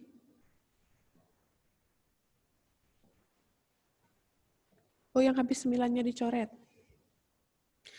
Itu kan ada 9 kali 10 pangkat 9. Dikali 4 kali 10 pangkat min 6. Oke, tunggu dulu Arasel ya. Dibagi 3 kali 10 pangkat min 2, kuadratkan, kan gitu? Nah, yang ini 9 sama 4-nya disatukan dulu atau dikalikan dulu yang di depan 10 pangkat, 9 sama 4. Ini jadiin 1 dalam kurung. Kemudian yang ini 10 pangkat 9 kali 10 pangkat min 6. Kalau yang ini dikali, pangkatnya jadi plus di jumlah. 10 pangkat 9 ditambah min 6. 9, jadi kan 9 dikurangi 6, sehingga dia akan tersisa sama dengan 3 hasilnya.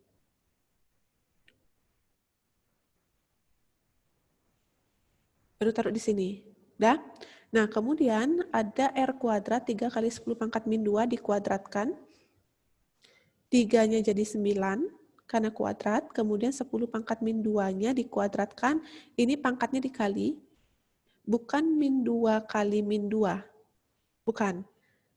Jadi pangkatnya ini dikali dengan 2, sehingga hasilnya adalah min 4. Ya, 9-nya dicoret sehingga sisanya adalah 4 kali 10 pangkat 3 dikurangi yang ini. Pangkat yang ininya saja. Min 4. Jadi min kali min kan plus 3 tambah 4 sama dengan 7. Pangkat 7. Bisa ya, Vandra? Oke. Arah sel, benda-benda isolator bisa ditransfer muatan listrik. Bisa atau tidak?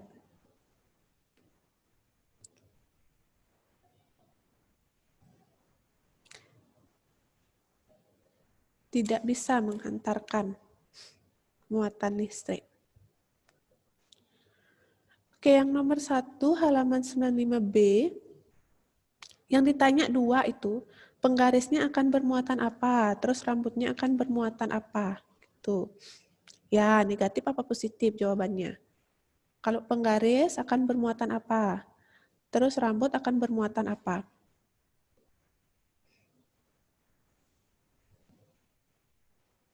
Setelah mereka digosok, setelah penggaris dan rambut itu, oke.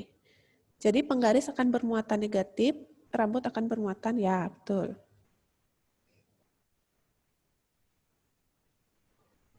Jadi nomor 1 itu menentukan jenis muatan ketika mereka saling berinteraksi setelahnya itu ya. Nah, kemudian untuk yang 95, halaman 95B nomor 2, apa jawabannya? Ada 2 benda di sana, ada batang plastik atau kita anggap penggaris saja digosok ke kain wol. Benda pertama digosok, benda kedua. Benda pertama akan bermuatan apa? Kok bisa? Kenapa bisa begitu? Itu pertanyaannya. Penggaris digosok ke kain wol. Yang nomor 1, penggarisnya negatif, rambutnya positif.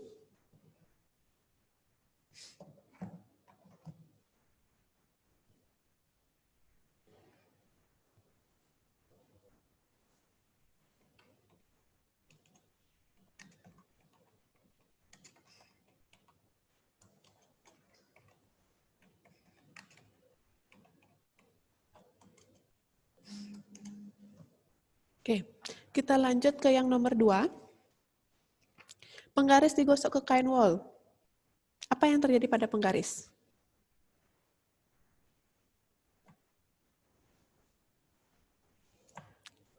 Penggarisnya akan bermuatan negatif.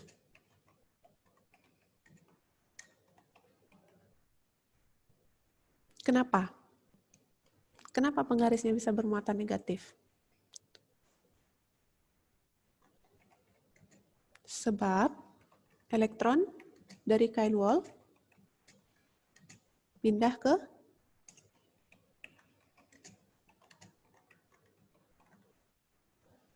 ya, karena dia adanya gesekan. Terus ketika dia bergesekan, apa yang berpindah? Apa yang berinteraksi? Penggaris akan bermuatan negatif sebab elektron dari kain wol pindah ke penggaris. Jadi itu jawabannya. Sehingga kain wol itu akan kelebihan muatan positif.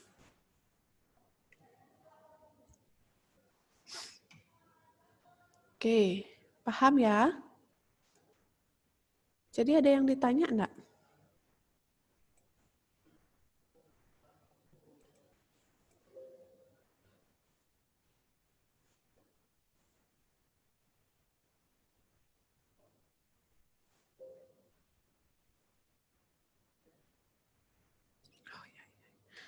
Ya.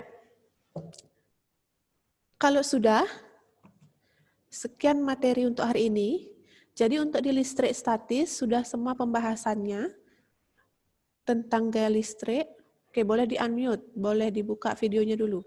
Sudah kita belajar tentang gaya listrik, kemudian medan listrik, potensial listrik, dan elektroskop. Jadi untuk minggu depan persiapkan diri, pelajari LKS-nya, ABC-nya, tentang listrik statis. Jadi ada latihan soal untuk minggu depan. 1 anak 1 soal. Semoga muat waktunya 1 jam. Kevin mukanya mager, males, dan lembam. Nggak ada orek-orek dari tadi ya?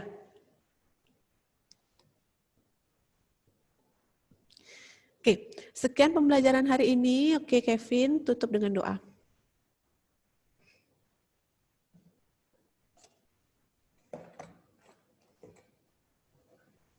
Ayo, Kevin.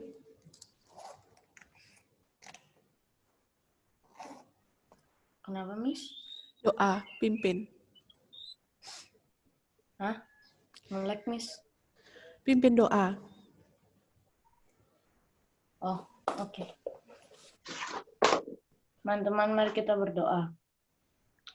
Tuhan Yesus, terima kasih kami sudah selesai belajar fisika. Kami akan istirahat. Kiranya Tuhan Yesus berkati supaya makanan yang kami makan berguna bagi kami. Terima kasih Tuhan Yesus. Haleluya. Amin. Oke, terima kasih dan selamat pagi.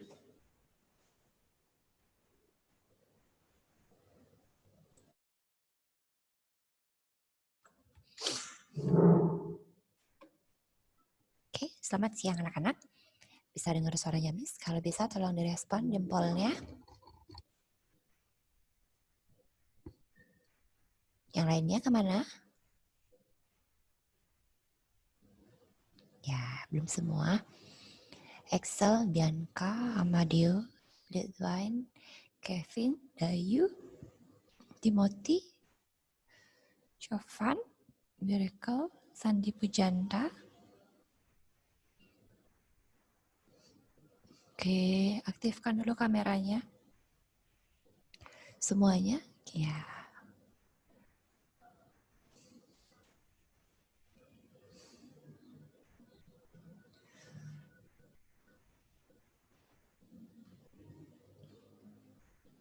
Baru 6 orang yang aktifkan kamera, yang lainnya kemana? Kevin, Bianca, Amadeo, Lee, David, Dayu, Timothy, Angel, Aditya, Jovan. Oke, diaktifkan dulu. Nah, anak-anak, hari ini Miss mau menjelaskan tentang tugasnya kalian ya. Miss mulai memberikan kalian tugas. Bisa dengar suaranya Miss kan? Jelas kan? Oke. Perhatikan dulu Miss menjelaskan tugasnya kalian. Nih. Ya, Miss akan berikan kalian 2 tugas. Ya, 2 tugas. Kedua-duanya ini harus kalian unduh di TD Smart. Ya, pada mapel bahasa Bali. 2 tugas. Tugas 1 dan tugas 2. Nanti ada namanya tugas 1 pengantar acara dan tugas 2 pilihan ganda. Ya. Kedua tugasnya ini harus kalian download nanti di TD Smart. Sudah? Yang tugas 1 ini adalah uraian.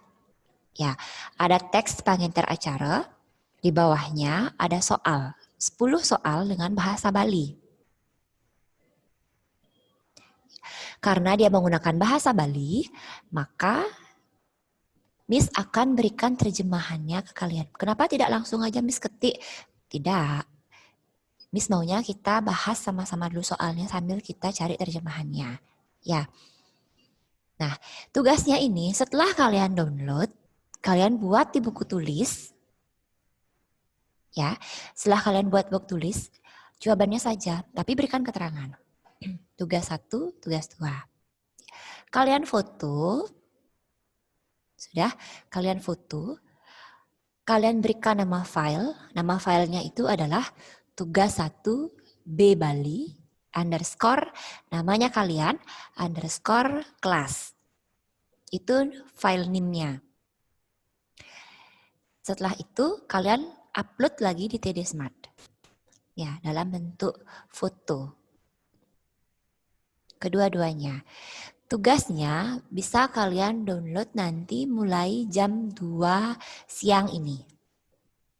Ya, dikumpulnya mulai hari ini sampai hari Jumat untuk tugasnya. Nih, kalian cukup tulis jawabannya saja. Kalau yang pilihan ganda, tulis jawabannya saja. A, B, C, atau D. Kalau uraian, cukup kalian tulis jawabannya yang singkat dan jelas. Sudah? Itu untuk tugasnya kalian. Ya, materi dari tugasnya itu tentu saja adalah dari Ugrawakya yang kita pelajari dari pertemuan pertama sampai yang hari ini. Ya, ingat nanti siapkan buku tulis untuk kalian menulis terjemahan dari soal uraiannya. Nanti agar kalian tidak bingung maksud soal ini apa ya, karena uraian ya. Ya, itu untuk tugasnya.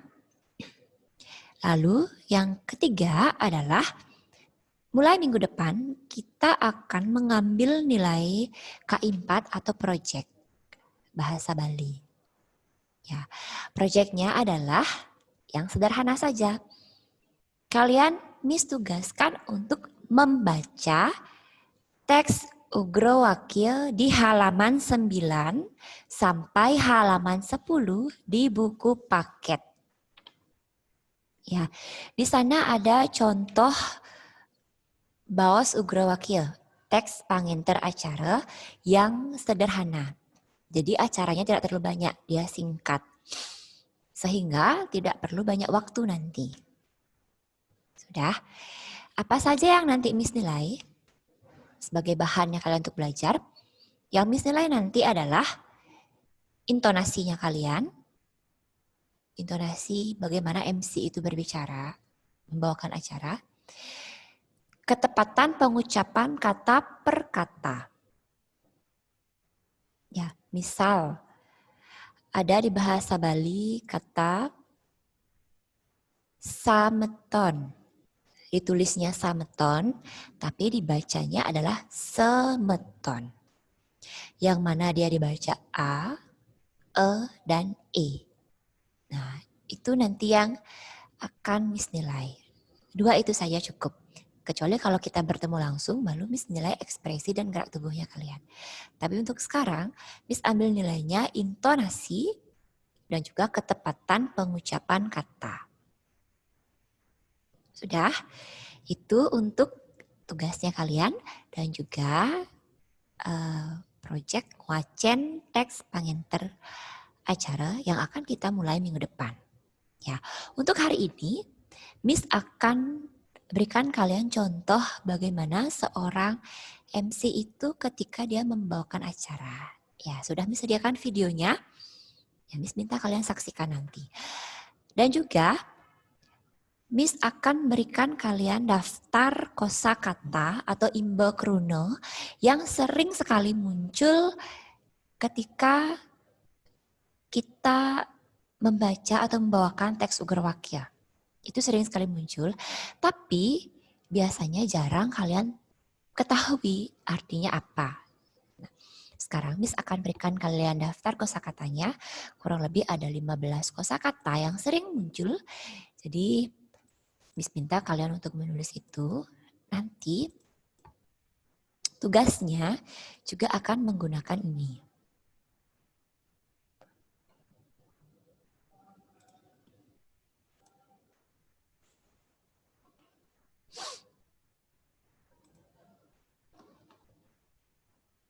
Oke, Miss share sekarang ya.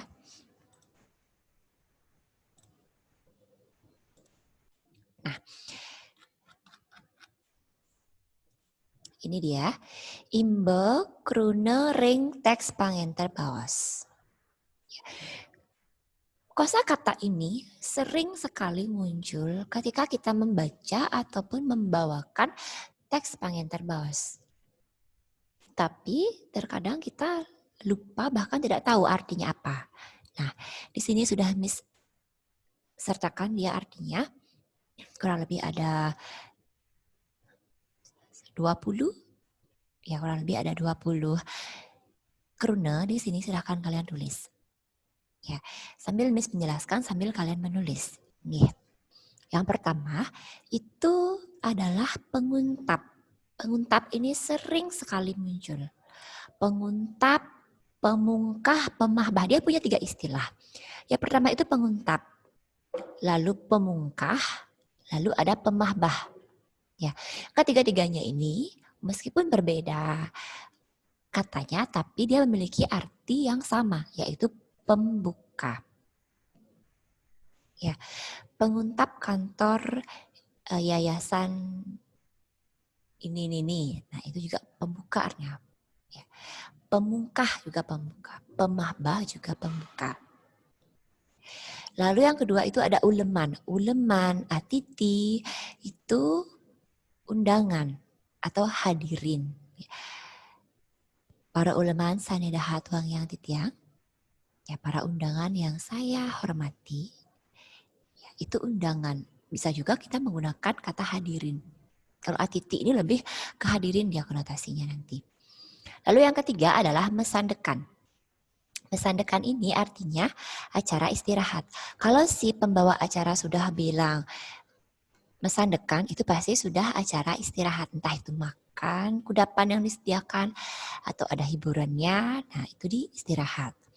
Yang keempat itu ada sembrama wacana. Sembrama wacana, kalau di Indonesia, di bahasa Indonesia itu artinya kata sambutan. Ya, sembrama wacana itu bisa dari kepala sekolah, ketua yayasan, bupati, gubernur, atau bahkan perwakilan dari siswa atau perwakilan orang tua siswa. Nah, itu sembrama wacana, kata sambutan atau pidato sambutan. Yang kelima, itu ada atur piuning. Atur piuning dalam hal ini disebut juga laporan. Ya. Laporan apa? Misalnya dalam suatu kegiatan acara ulang tahun sekolah sudah berlangsung lomba-lomba atau seminar. Nah, ketika seremonialnya si Manggalakarya atau ketua panitia ini mendapatkan tugas untuk melaporkan.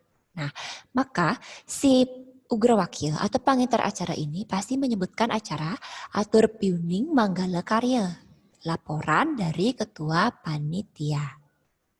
Itu dia maksudnya.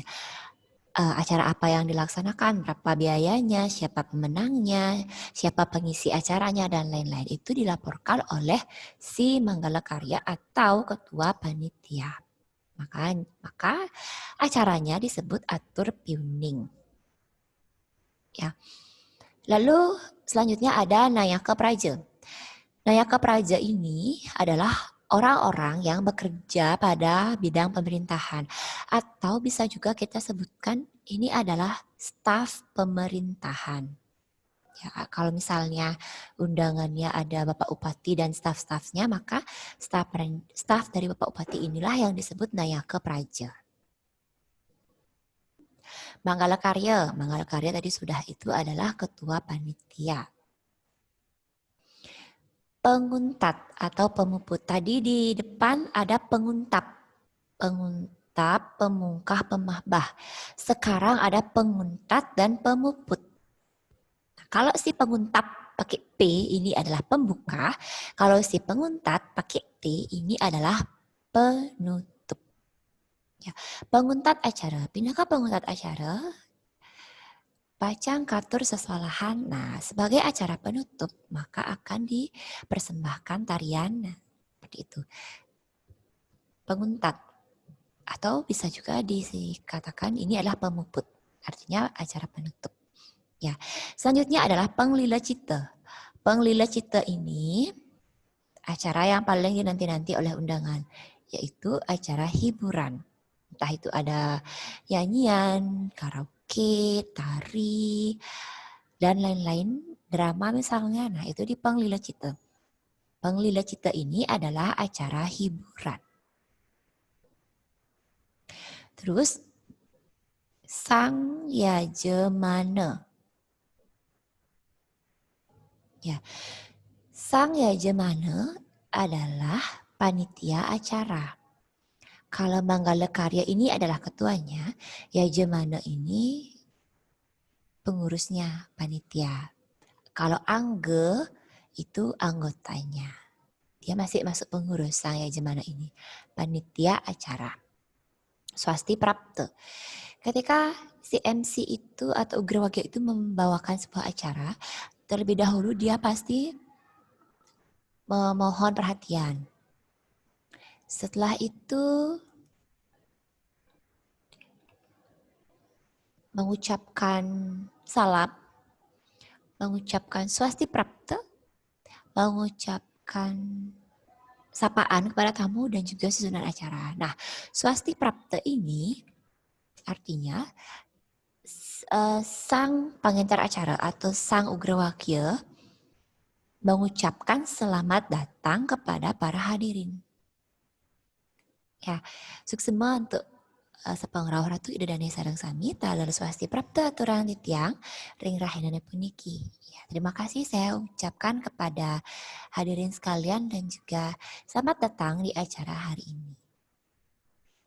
Seperti itu, swasti prapta artinya selamat datang. Kesayagayang. Kesayagayang ini berarti disediakan. Durusang unggahang bogo samatra sane sampun kesayagayang ring ajang drone. Nah, silahkan nikmati kudapan yang sudah disediakan sane sampun kesayagayang yang sudah disediakan di hadapan para hadirin. Ya, artinya persilakan untuk menikmati kudapan yang sudah disediakan. Kesayagayang inilah artinya disediakan. Jadi kalau kalian ketemu kata kesayagayang, itu artinya pasti disediakan. Lalu dudonan. Nah, dudonan ini adalah susunan. Dudonan acara, susunan acara. Dudonan karya, susunan acara juga atau susunan kegiatan. Ya. Dudonan, dia susunan. Jangan sampai nanti napi sukseman dudonan acara, kalian tidak tahu apa itu dudonan acara, padahal sering. Itu adalah susunan acara. Pamilet. Pamilet ini berarti peserta. Pamilet lomba, pamilet seminar, pamilet workshop. Nah, itu artinya peserta. Ya, pamilet ini peserta. Ngodar. Ngodar berarti membawakan. Atau bisa juga dia membacakan. Atau bisa juga dia menyampaikan artinya. Pengantar acara ngodar dudonan acara. Ya, MC menyampaikan susunan acara. Jadi ngodar di sini artinya menyampaikan. Atau bisa juga membacakan. MC membacakan susunan acara. Seperti itu. Ya, jadi kata ngodar ini sering sekali muncul ketika kita membuka teks pengantar acara. Nah, piranti. Piranti ini bisa berarti alat, bisa juga berarti sarana. Ya. Piranti nulis aksara Bali, itu alat untuk nulis aksara Bali. Inggih punika pensil, pengrupa, tingkih. Nah, itu alat-alat untuk menulis aksara Bali. Ada pensil, ada pisau, pengrupa itu, ada kemiri bakar dan lain-lain. Nah, itu piranti. Alat atau sarana. Lalu yang terakhir itu adalah sesolahan. Ya, jangan dibaca sasolahan, tapi sesolahan. Sesolahan ini berarti tarian. Sesolahan panyembrahma. Tarian panyembrahma. Ya, itu sesolahan. Jadi sesolahan ini paling sering muncul, tapi kalian tidak ngerti apa sih sesolahan itu ya. Padahal itu adalah tarian maksudnya. Ya, ini adalah imbe kruna ring teks pengantar baos. Jadi silahkan kalian tulis. Ya, sambil mendengarkan, sambil menulis, jadi ingat jadinya. Nah, ini nanti akan digunakan untuk mengerjakan tugas-tugasnya kalian. Karena kata-kata ini sering sekali muncul.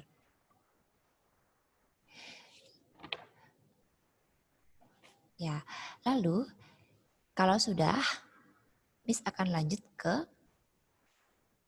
Ini adalah contoh dari pengantar acara, contoh video pengantar acara. Ini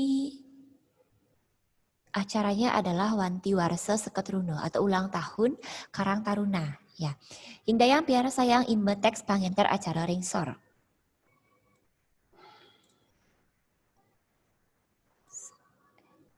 Silahkan simak contoh teks pembawa acara di bawah ini. Video puniki kaunggahang mata tujuan mangda alit-alit teh uning sapunapi tata careng ngodar teks MC nganggen bahasa Bali.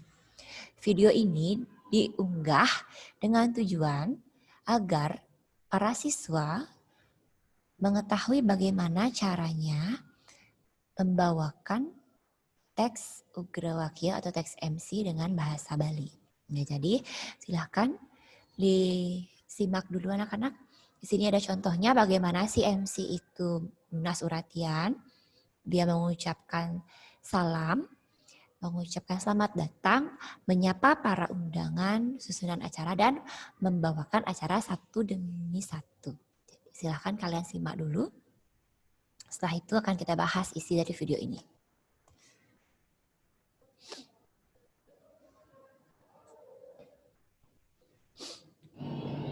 Inggih titiang Nunas Uratian majeng idedani sinareng sami riantukan acara ring rahinane mangkin jadi kekawitin. Om Swastiastu. Sane kusumayang titiang Bapak Camat Denpasar Barat. Sane waniang titiang Bapak Kepala Desa Pemucutan. Sane waniang titiang jero desa adat, miwah klian adat lan dinas. Para manggala, miwah krama seketuna sinamian sani tresna sihin titiang. Ini ajeng, lugrayan rin titiang ngaturan rasa alai bagil, majeng ring ide sangin widiwasa. Duaring, sangkaning asung kertewaran nugrahan ide, mawi nanti tiang pengkali ide dan sinamian ngemanggahan kerahajengan saha presiderau ring mengini kuliki. Nenten lali titiang ngaturan swasti prapta rahajeng wengi saha matur suksema majang ring keledangan ide dani ngerawihin parikrama nyangra Wanti Warsa Seketruna Yowanadika Banjar Kerandan Desa Pemucutan kaping 3 dasa siki ring rahinane mangkin Sukra Pinanggal 17 Agustus duang tali Plakutus. Ring sejeroning parikrama ngenenin ini dudunan acara ini punika sanika pertama pemahbah kaping kalih pawacanan doa kaping 3 sesolahan tari Panjang Brahma kaping 4 nembangan lagu Indonesia Raya kaping 5 naningan cita kaping 6 atur piuning manggala karya kaping 7 sembrama wacana Bapak Kepala Desa Pemucutan kaping kutus Dharma wacana Bapak Camat kaping sia penglila cita utawi hiburan kaping dasar pengubur.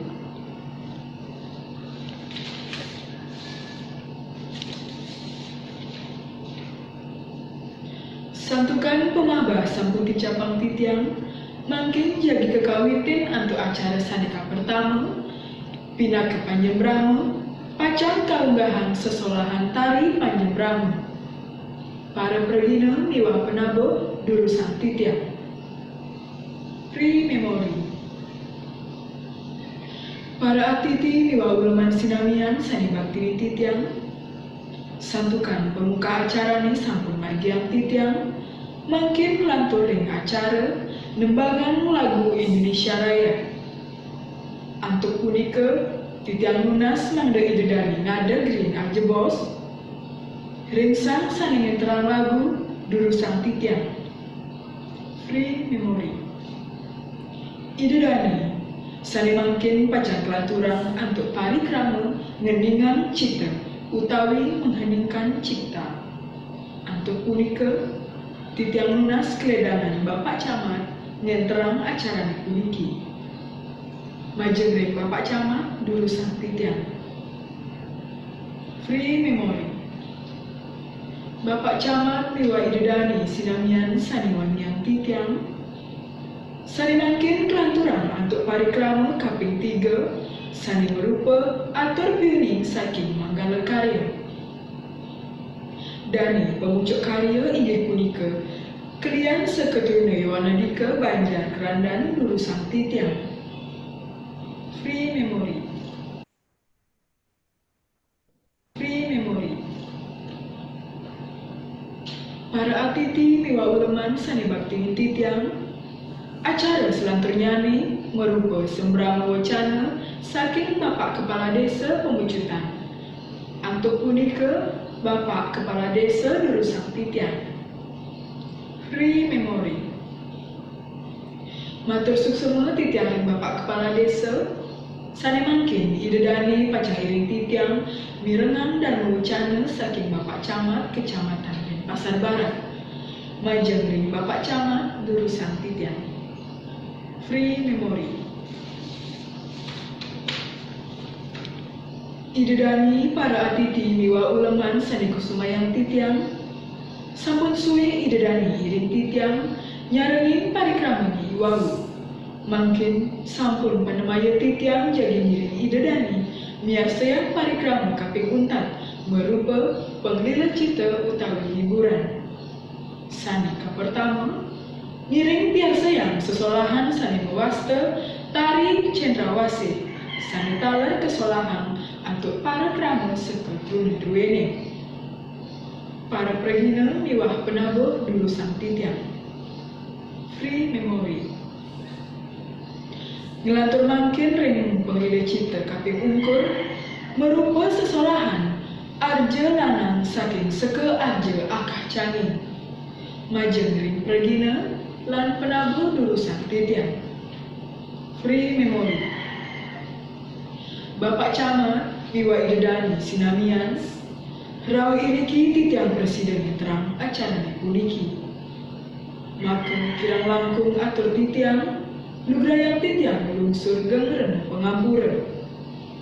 Pinaka pengutat atur titiang aturang parang santi. Om Santi Santi Santi Om. Ya, itu tadi contoh video pengantar acara. Seperti yang kita pelajari ya, ternyata benar pengantar acara itu yang pertama dia harus nunas uratian atau mohon perhatian dari para hadirin. Tujuannya untuk apa? Agar para hadirin itu fokusnya itu ke si MC dan acara yang akan berlangsung. Jangan sampai tamu undangannya masih sibuk main HP, ngobrol, baca koran, baca komik, MC sudah memulai acara. Jangan seperti itu. Jadi itulah fungsinya kenapa MC itu harus memohon perhatian terlebih dahulu. Fokuskan dulu si tamu undangan itu kepada MC. Kalau sudah hening, diam, baru lanjutkan dengan pembukanya. Seperti itu. Tadi setelah dia mohon perhatian, ada pengucapan salam. Ya, setelah salam itu pengucapan Swasti Prapta atau selamat datang. Lalu dia nyapa para undangan, nyapa uleman. Ulemannya siapa saja? Kepala desa, juru bendesa, ketua seketeruna, dan lain-lain lagi. Camat satu, itu undangannya. Ya. Lalu yang keempat itu, sang ugrawakil atau si pengantar acara ini juga menyampaikan ngewedar dudonan acara. Apa fungsinya ngewedar dudonan acara? Kenapa harus menyampaikan susunan acara sebelum memulai acara? Tujuannya adalah agar si tamu undangan mengetahui acara apa saja yang akan berlangsung hari itu. Mangde para uleman uning acara napi manten sane kelaksana yang ring rahina punika. Ya, dia tahu, oh acaranya ini, dan ini. Kalau misalnya si tamu undangan ini punya tugas untuk membacakan doa atau malah memberikan sambutan, maka dia tahu di susunan acara yang dibacakan MC itu, Sembrama Wacana dari Bapak Camat itu setelah membacakan doa. Wacana doa dulu Sembrama Wacana Pak Camat. Oh, dia sudah ada bayangan. Oh, saya nanti menyampaikan Sembrama Wacana setelah selesai doanya. Jadi dia bisa mempersiapkan diri. Ya. Kalau misalnya tidak disampaikan, dia bingung, saya nanti menyampaikan Sembrama Wacana kapan ya? Pas dia lain-lain tiba-tiba namanya dipanggil, kaget. Kertasnya entah jatuh kemana dan lain sebagainya. Itu. Jadi si tamu undangan itu tahu jalan acara yang akan berlangsung hari itu. Itu fungsinya. Ya. Setelah dudunan acara, maka si MC ini, MC yang tadi, dia juga membuka acara dengan sesolahan lagi. Sesolahan itu artinya tarian. Ya, sesolahan Panyembrama atau tarian penyambutan, yaitu tari Panyembrama. Ya, setelah itu ada Nembangang Indonesia Raya, menyanyikan lagu Indonesia Raya, Ngeninggang Cipta, mengheningkan cipta, dan lain sebagainya, acara per acara. Yang terakhir itu adalah acara Penglila Cita. Nah, acara Penglila Cita kan sudah dijelaskan tadi, yaitu acara hiburan. Entah itu lawak, karaoke, tari, drama, dan lain sebagainya. Ada di Penglila Cita atau acara hiburan. Sudah. Nah, setelah acara hiburan selesai, barulah ditutup oleh si MC. Ditutupnya dengan cara bagaimana? Mohon maaf dulu kalau misalnya ada kekurangan atau kesalahan ketika menyampaikan acara demi acara. Lalu berterima kasih untuk perhatiannya, dan terakhir adalah salam pemuput. Ya, salam penutupnya apa saja boleh. Karena ini contohnya adalah Wanti Warasa Sekateruna, jadi tentunya dia menggunakan pakem-pakem Bali. Ya, tapi sekarang kalau misalnya kalian nanti di MC, sesuaikanlah acaranya dengan kondisinya di sana seperti apa. Ya, itu contoh dari pengantar acara. Terlebih ini adalah acara Wanti Warasa Sekateruna atau ulang tahun Karang Taruna. Ya, nah seperti itu contohnya. Yang juga harus kalian ingat, agam-agaman si MC itu adalah performance. Performance itu ya ini tadi. MC harus berpenampilan menarik dia agar mampu menarik hati para undangan. Rambutnya dipusung, ya diikat dengan rapi. Apa sih bahasa Indonesianya kalau dipusung itu? Digelung gitulah modelnya. Atau bisa juga MC ini pakai riasan modif Bali, boleh. Lalu pakaiannya, karena ini termasuk acara adat Bali, maka pakaiannya itu adalah busana adat Bali. Dia pakai kebaya, kamen, selendang. Ya, rapi kelihatannya. Kalau MC-nya sudah rapi, tamu undangannya melihat, oh MC-nya cantik ternyata. Ya, jangan sampai nanti MC rambutnya keluar-keluar acak-acakan. Nah, itu sudah minus sekali penilaian orang. Karena yang dilihat oleh undangan pertama kali itu adalah tampak luarnya. Ya, setelah tampak luarnya oke, barulah nanti yang didengar adalah suaranya kalian yang jadi MC. Intonasinya bener enggak? Tinggi rendahnya nada. Lalu bagaimana sih gestur tubuhnya kalian ke tamu undangan? Misalnya kalian menyapa undangan. Sane dahat kusumayang titiang, Camat Denpasar Barat utawi sane ngangganin. Ya, yang terhormat Camat Denpasar Barat atau yang mewakili. Jangan kalian baca teks aja, tapi kalian lihat teks, ucapkan dan pandang si undangan yang kalian sapa sambil tersenyum. Nah, itu gesturnya kalian. Ya, ada kontak berarti antara MC dan juga tamu undangan yang disapa. Maka tamu undangan menilai, oh MC-nya ya menyapa saya, berarti ada sopan santunnya. Seperti itu. Nah, setelah gestur tubuh, maka kemampuan MC ini dalam mengadaptasi atau mengimprovisasi, menyesuaikan acara dengan pengetahuan yang dia miliki. Inilah pentingnya Vakasfin atau MC itu memiliki pengetahuan yang luas. Ya, bukan hanya terpaut satu pengetahuannya, tapi juga bisa diimbangi dengan yang lain. Ya, ketika membawakan acara, terlebih membawa acara televisi, dialog interaktif itu wawasannya harus luas. Kalau MC acara seperti ini saja ya masih boleh lah. Tapi kalau sudah jadi pemandu acara dialog, nah itu kalian harus memiliki wawasan yang luas. Itu maksudnya. Bahasa. Nah, bahasa apa yang digunakan oleh MC ini? Ini adalah acara adat. Atau kalau misalnya acara formal tapi mengharuskan dia menjadi MC dengan bahasa Bali, ya yang bahasa yang digunakan adalah bahasa Bali alus. Alus tinggi, alus madya, alus sor, itu digabung jadi satu di sana, disesuaikan tingkatannya. Kalau sudah menyebutkan Ugrawakya, Panginter, acara Panginter Baus, bahasa yang digunakan pasti adalah bahasa Bali. Kalau sudah menyebutkan MC, pembawa acara, maka bahasanya bahasa Indonesia. Ya, itu perbedaannya. Bahasa Bali alus yang digunakan. Ya, kalau bahasa Bali ada banyak. Ada yang kasar, ada yang menengah, madya, sor, dan juga singgih. Itu yang paling tinggi yang singgih. Nah, cukup dikatakan bahasa yang digunakan adalah bahasa Bali alus. Ya, itu dari segi bahasa. Kalau dari segi sikap, nah terkait tadi dengan penampilan, sikapnya MC, bagaimana dia berinteraksi dengan tamu undangan ketika meminta tamu undangan ini untuk maju. Soalnya mungkin acara kelanturang untuk Sembrama Wacana, Camat, dan Pasar Barat. Jangan sampai kalian membaca aja, tapi kalian tidak melihat yang akan kalian minta untuk maju ke podium. Ya, kalian lihat, baca, ucapkan, lalu pandang. Soalnya mungkin Sembrama Wacana saking Camat dan Pasar Barat. Bapak Camat, galah katur, durusang. Nah, itu sikap MC ya. Agar si undangan yang mendapatkan tugas membacakan pidato ini dia mau maju. Oh, MC-nya meminta kepada saya. Ya udah tersenyum, sudah melihat saya, itu kode. Maju ke podium artinya. Itu sikap.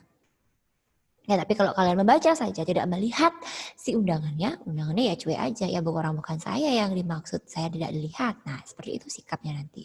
Itulah keterkaitan agem-ageman seorang pengintar acara. Ya, kita back lagi kembali. Ada performance, ada sikse. Ya, performance ini penampilannya, sikse ini sikapnya, bahasa ini penggunaan bahasanya, Vakasfin ini tentang pengetahuannya. Inilah contohnya videonya tadi yang kita sudah simak. Ya. Oke, nah ini contoh videonya. Sekarang Miss mau lanjutkan.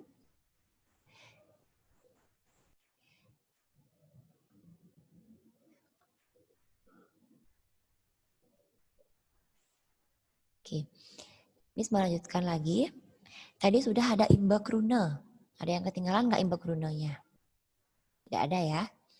Sudah semua mencatat. Setelah imbak rune, Miss sudah memberikan kalian contoh video bagaimana seorang Ugrawakya itu ketika membawakan acara. Kalau acaranya berlangsung, ya kita tunggu sampai selesai. Misalnya Sembrama Wacana, tunggu aja sampai selesai Sembrama Wacananya. Tapi kalau misalnya kita mengambil nilai, seperti si MC yang di video tadi, itu dia mengambil nilai tugas, maka ketika yang seharusnya berjalan acaranya, itu bisa disebutkan pre-memory. Misalnya, acara kelanturang untuk atur piuning Manggala Karya, Majang Rim Manggala Karya, Durusang Titiang. Pre-memory, karena tidak ada acara ya, kita simulasi mencari nilai. Pre-memory gitu aja. Tapi kalau ada, ya udah kita tunggu sampai selesai pidato si Manggala Karyanya ini. Seperti itu. Nah, sampai di sini dulu ada yang mau ditanyakan anak-anak? Sekiranya sudah ya, karena catatan PowerPoint itu sudah lengkap Miss kasih. Sekarang Miss akan share untuk tugasnya kalian ini.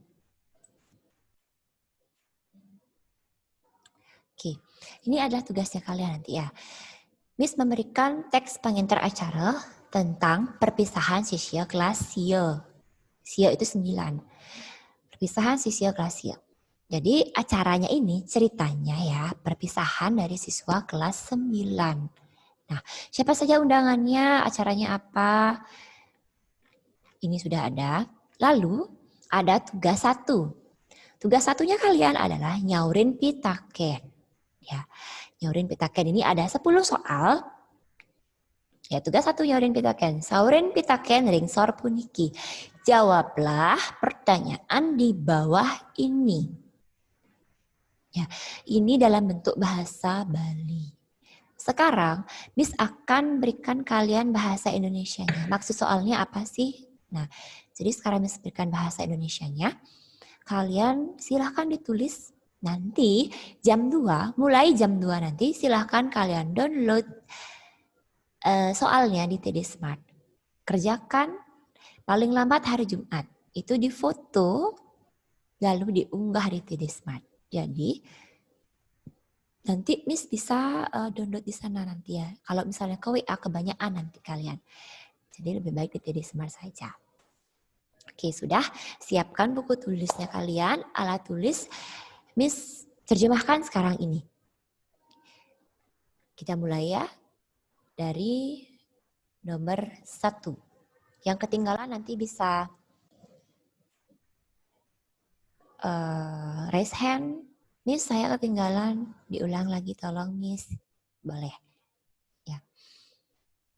Oke, yang nomor 1. Kita mulai. Sirake sane poleh uleman dawok perpisahan sisio kelas sio. Siapakah yang mendapat undangan ketika perpisahan siswa kelas 9? Nah, undangannya siapa saja ini maksudnya?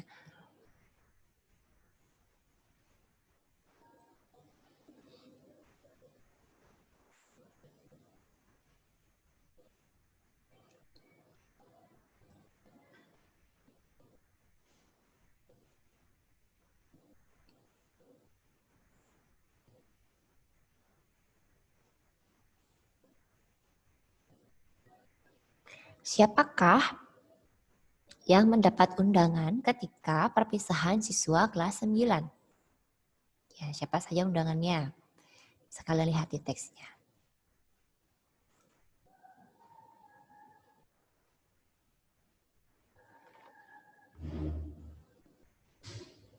Miss, Ya? saya mau nanya, Miss. Nanti Yes. tuh tugasnya kan dikasih di TD Smart kan ya? Iya, di TD Smart. Ya, nah ini tugasnya tuh cuma ini doang. Ya, Cuman tugas. Cuman yang jawab pertanyaan 1 sampai 10 doang. Oke, terima kasih. Tugasnya itu, ini adalah tugas satunya kalian. 10 soal ini tugas satunya. Ada lagi tugas 2 di TD Smart juga dia. Ya, tugas 2-nya ini adalah option yang harus kalian jawab. Pilih aja A, B, C, atau D. Itu kalian tulis. Iya, ada 2 tugas nanti. Kalian mengirimnya itu terpisah ya. Karena formatnya ini adalah tugas 1 B Bali underscore nama kalian underscore kelas. Itu untuk tugas 1. Format nama file tugas 2 adalah tugas 2 B Bali underscore nama kalian underscore kelas kalian. Ya, itu nama filenya. Jangan sampai nanti kalian mengirimnya foto langsung kirim. Jadinya JPEG 001 berapa sekian. Nah, itu nanti Miss bingung ini punya siapa sih sebenarnya. Tapi kalau sudah kalian kasih nama, kan Miss gampang jadinya memeriksa. Ya, itu file name-nya. Ingat, tugas 1 B Bali underscore nama kalian underscore kelas. Begitu juga dengan tugas 2. Tugas 2 B Bali underscore nama kalian underscore kelas. Ya, jadi kalian punya 2 tugas nanti yang harus dikumpul. 2 nilai nanti. Ya. Itu ditulis dan difoto. Ingat. Bukan hanya 1 ini saja. Ada 2. Yang option itu tidak perlu lagi Miss terjemahkan karena sudah ada pilihannya. Ini yang harus kalian uraikan. Jadi ini yang paling penting. Oke, sudah? Berarti dikumpulnya bentuk file, Miss. Ya, dikumpulnya dalam format JPEG ya, kalau foto JPEG. Jadi kalian tulis foto aja ya. Ada lagi yang mau ditanyakan mengenai tugasnya? Nah, itu baru 2 tugas. Jadi minggu depan kita akan ambil nilai untuk membaca teks Ugrawakya di halaman 9 dan 10.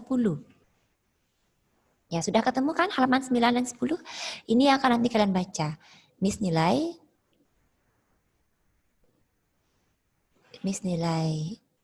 ininya, intonasi dan juga ketepatan pengucapan kosakatanya ya.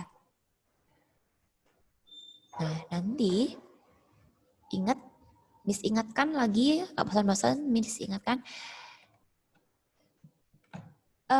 format file tugasnya kalian adalah JPEG. .jpeg. Ya, nama file ingat tugas 1B Bali underscore nama underscore kelas. Namanya nama lengkap ya, jangan nama panggilan. Miss nanti bingung, ini nama panggilannya ini. Nama lengkapnya yang mana? Sering sekali Miss bingung kayak gitu. Salah, malahan Miss masukin nilainya kalian, kan kasihan kalian nanti ya. Ya, itu. Dikumpul mulai hari ini, kalau sudah selesai boleh, besok boleh, Kamis boleh, terakhir adalah hari Jumat.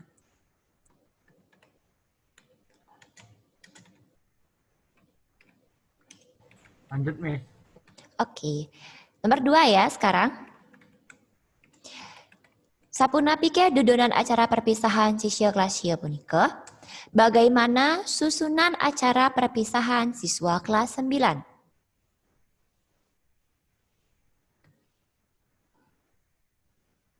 Bagaimana susunan acara perpisahan siswa kelas 9? Maksudnya kalian sebutkan susunan acaranya yang lengkap. Ya.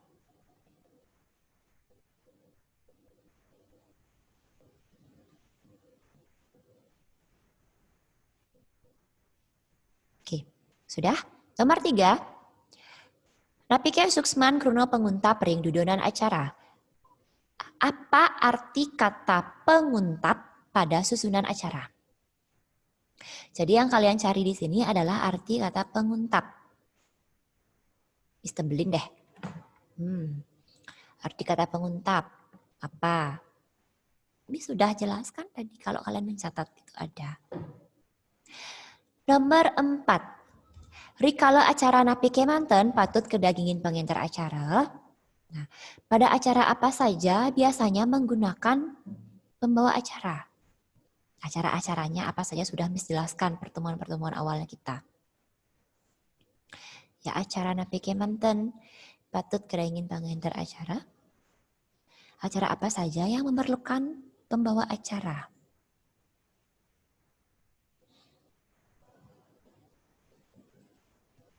Sudah? Nomor 5. Napi mawinan sadurung acara kekawitin, pangenter acara patut ngodar dudonan acara. Ya, kenapa sebelum acara dimulai, MC harus menyampaikan susunan acara?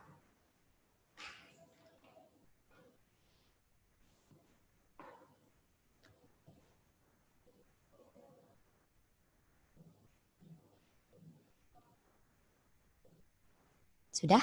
Kenapa sebelum acara dimulai, MC harus menyampaikan susunan acara?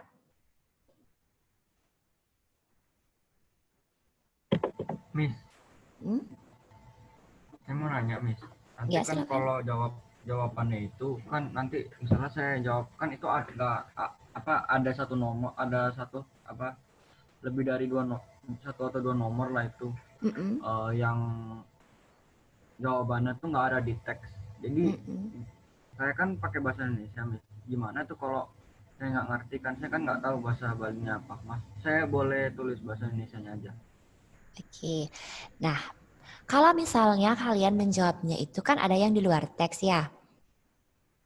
Kalian bisa menggunakan bahasa Indonesia, tapi usahakan dicampur juga dengan bahasa Bali. Nggih. Misalnya, kalian sudah buat bahasa Indonesianya, tapi kalian tahu 1-2 kata dalam bahasa Bali. Boleh kalian tulis 1-2 kata dalam bahasa Bali. Yang penting ada. Misalnya Itu ngurangin nilai nggak? tidak kok.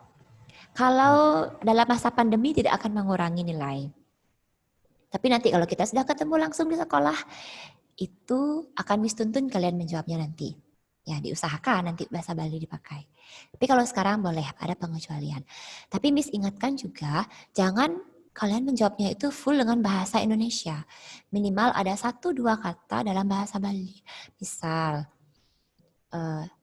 pengantar acara inggih punika orang yang membawakan acara. Kan gitu bahasa Indonesianya. Kalian pakai deh 1 atau 2 kata dalam bahasa Bali. Orang itu kan anak. Anak yang itu aneh membawakan acara boleh seperti itu. Dicampur boleh. Ini sudah? Ada lagi yang mau ditanyakan? Oke. Bisa dicampur-campur ya bahasanya. Yang penting ada bahasa Bali beberapa kata boleh. Bisa lanjutkan ya. Yang nomor 6. Napi geginan pangenter baos. Apa tugas seorang pembawa acara?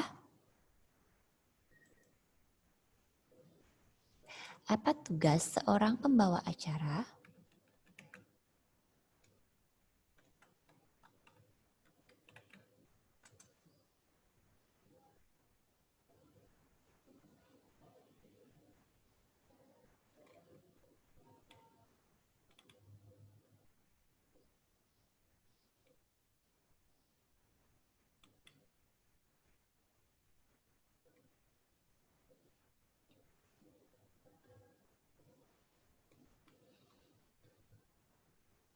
Sudah? Nomor 6. Nomor 7. Yening pangenter acara ring Bali bahasa napi sane kanggen. Nah, kalau pembawa acara di Bali itu bahasa apa yang biasanya digunakan?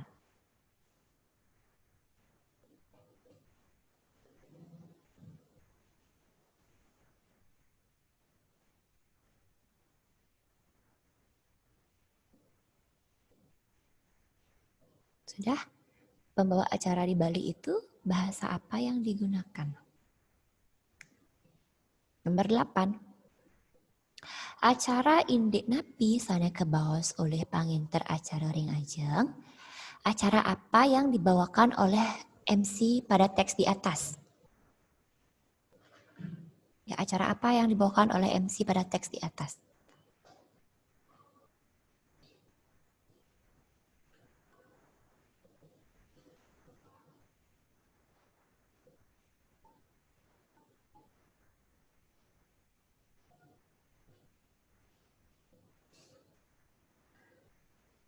Sudah?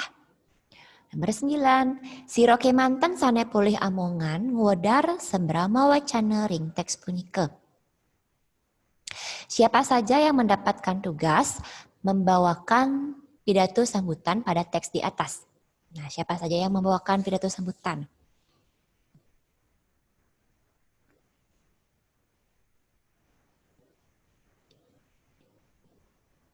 Sudah? Nomor 10. Napike sukseman kruna panguntap ring dudonan acara. Kalau tadi ditanyanya penguntap, sekarang yang ditanya adalah apa arti dari kata penguntap yang ada pada susunan acara? Miss, coba ulang, Miss. Tadi saya patah-patah soalnya. Yang nomor berapa? Nomor 10. Oke, nomor 10. Napike sukseman kruna penguntat ring dudonan acara. Apakah arti dari kata penguntat pada susunan acara?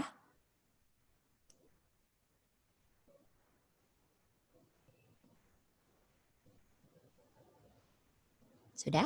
Yang tadi nomor 3 itu kalian harus mencari arti kata penguntap. Yang nomor 10 kalian mencari arti kata penguntat.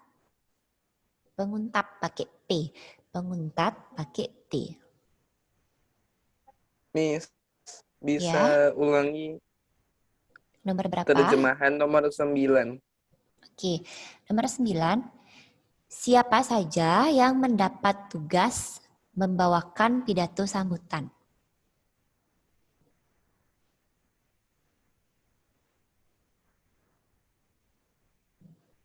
Siapa saja yang mendapat tugas membawakan pidato sambutan?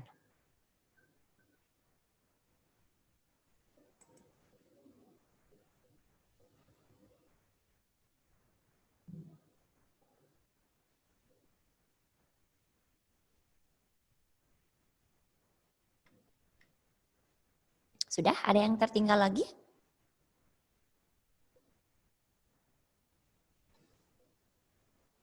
Silahkan. Ingat anak-anak dipelajari teks halaman 9 dan 10. Minggu depan misalkan ambil nilai kalian membacakan itu ya. Sesuai dengan intonasinya.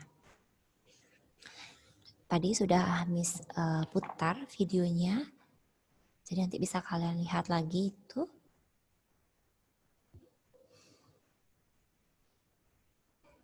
Miss akan ambil nilai dari intonasi dan juga ketepatan pengucapan kata. Ya, 2 itu. Jadi jangan seperti orang membaca nanti kalian. Minimal lah adalah intonasinya walaupun tidak banyak. Oke, sudah ada yang tertinggal lagi? Sudah semua? Sudah semua ya?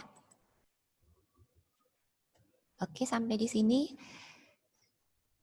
Ada yang mau ditanyakan dulu anak-anak? Mungkin ada yang belum mengerti atau tadi tertinggal mencatatnya karena ke toilet dan lain sebagainya. Silahkan.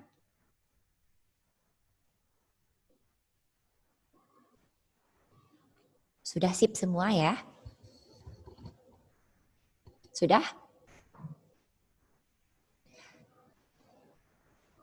Kalau sudah, direspon dulu.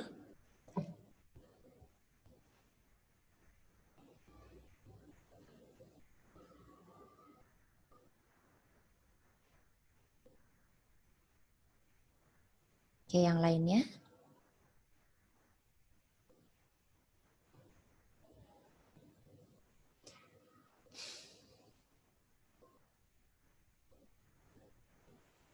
Ya, ingat ya, nanti mulai jam 2 kalian sudah bisa download tugas, dikerjakan. Kalau sudah selesai, secepatnya dikirim. Ya, lewat TD Smart. Nanti biar bisa Miss unduh. Ingat juga format file name-nya. Jangan sampai dikirim asal-asalan begitu ya. Bingung nanti itu punya siapa. Nanti malahan Miss nggak masukkan nilainya. Kosong nilai kalian. Oke, kalau tidak ada pertanyaan, sampai di sini dulu. Terima kasih untuk hari ini. Sampai bertemu minggu depan. Ingat tugasnya ya, belajar juga untuk teks MC-nya. Oke, terima kasih. Ya. Oke, sudah. Sebelum kita mulai pembelajaran, ini kita doa dulu ya. Jadi minta tolong siapa ya yang doa, yang lainnya, yang belum ya Kenji. Silakan Kenji, denger misalnya Kenji. Halo Kenji. Ada Miss. Oke, bisa bantu doa dulu? Oke. Oke, ya. Teman-teman, sebelum kita mulai pelajaran, mari kita berdoa. Tuhan Yesus, sekarang kami mulai pelajaran IPS, berkati Miss Elis yang akan mengajar kami. Terima kasih Yesus, sekali amin. Amin, thank you Kenji. Rasul ada greeting kah? Ada Miss. Oke, ya udah silakan. Oh iya, oke. Oke. Semuanya mohon dibuka mic-nya.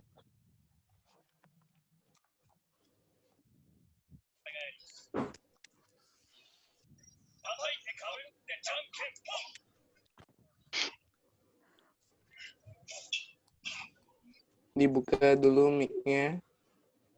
Oke, mikrofonnya ya.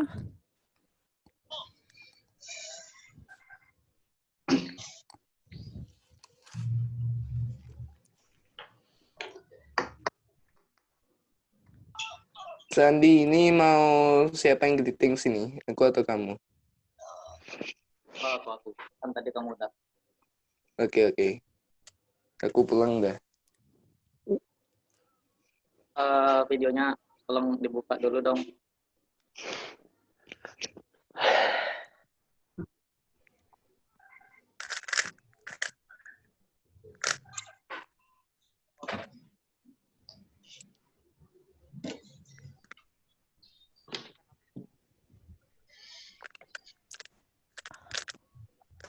Adit yang belum, Adit sama Nathaniel sama David videonya, ya silakan sebentar dulu biar lihat semua mukanya.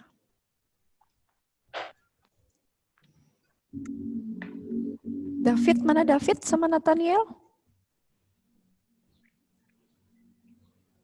Oke, David, thank you David. Nathaniel?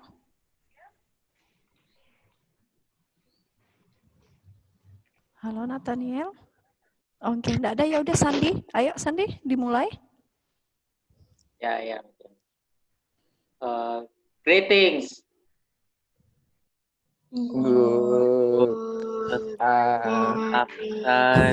afternoon, Miss Alice. Oke, good afternoon. Oke, dah silakan videonya dimatiin. Oke, terima kasih semua. Oke, Excel silakan videonya ya. Jovan silakan videonya Jovan. Oke, Excel. Oke, ya. Oke, sekarang kita mulai ya. Misalkan ini lihat selanjutnya.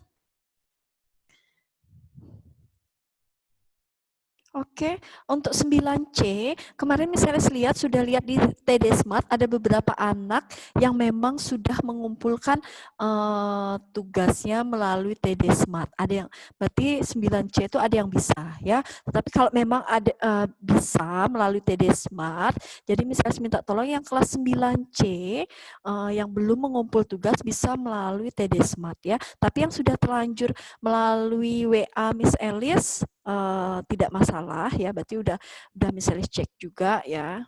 Tapi bagi yang belum, silahkan langsung kirim via WA atau melalui TD Smart ya. Ternyata TD Smart misalnya lihat kemarin kayak Jovan, siapa lagi ya, misalnya lihat ada kok sudah masuk tugasnya ya di TD Smart. Tapi hanya 9C aja. Kemarin juga misalnya kasih 9A, di pengumumannya ternyata 9A bilang anak-anak yang di kelas 9A tidak bisa baca pengumuman misalnya dan tidak ada pengumuman tentang pelajaran IPS ya.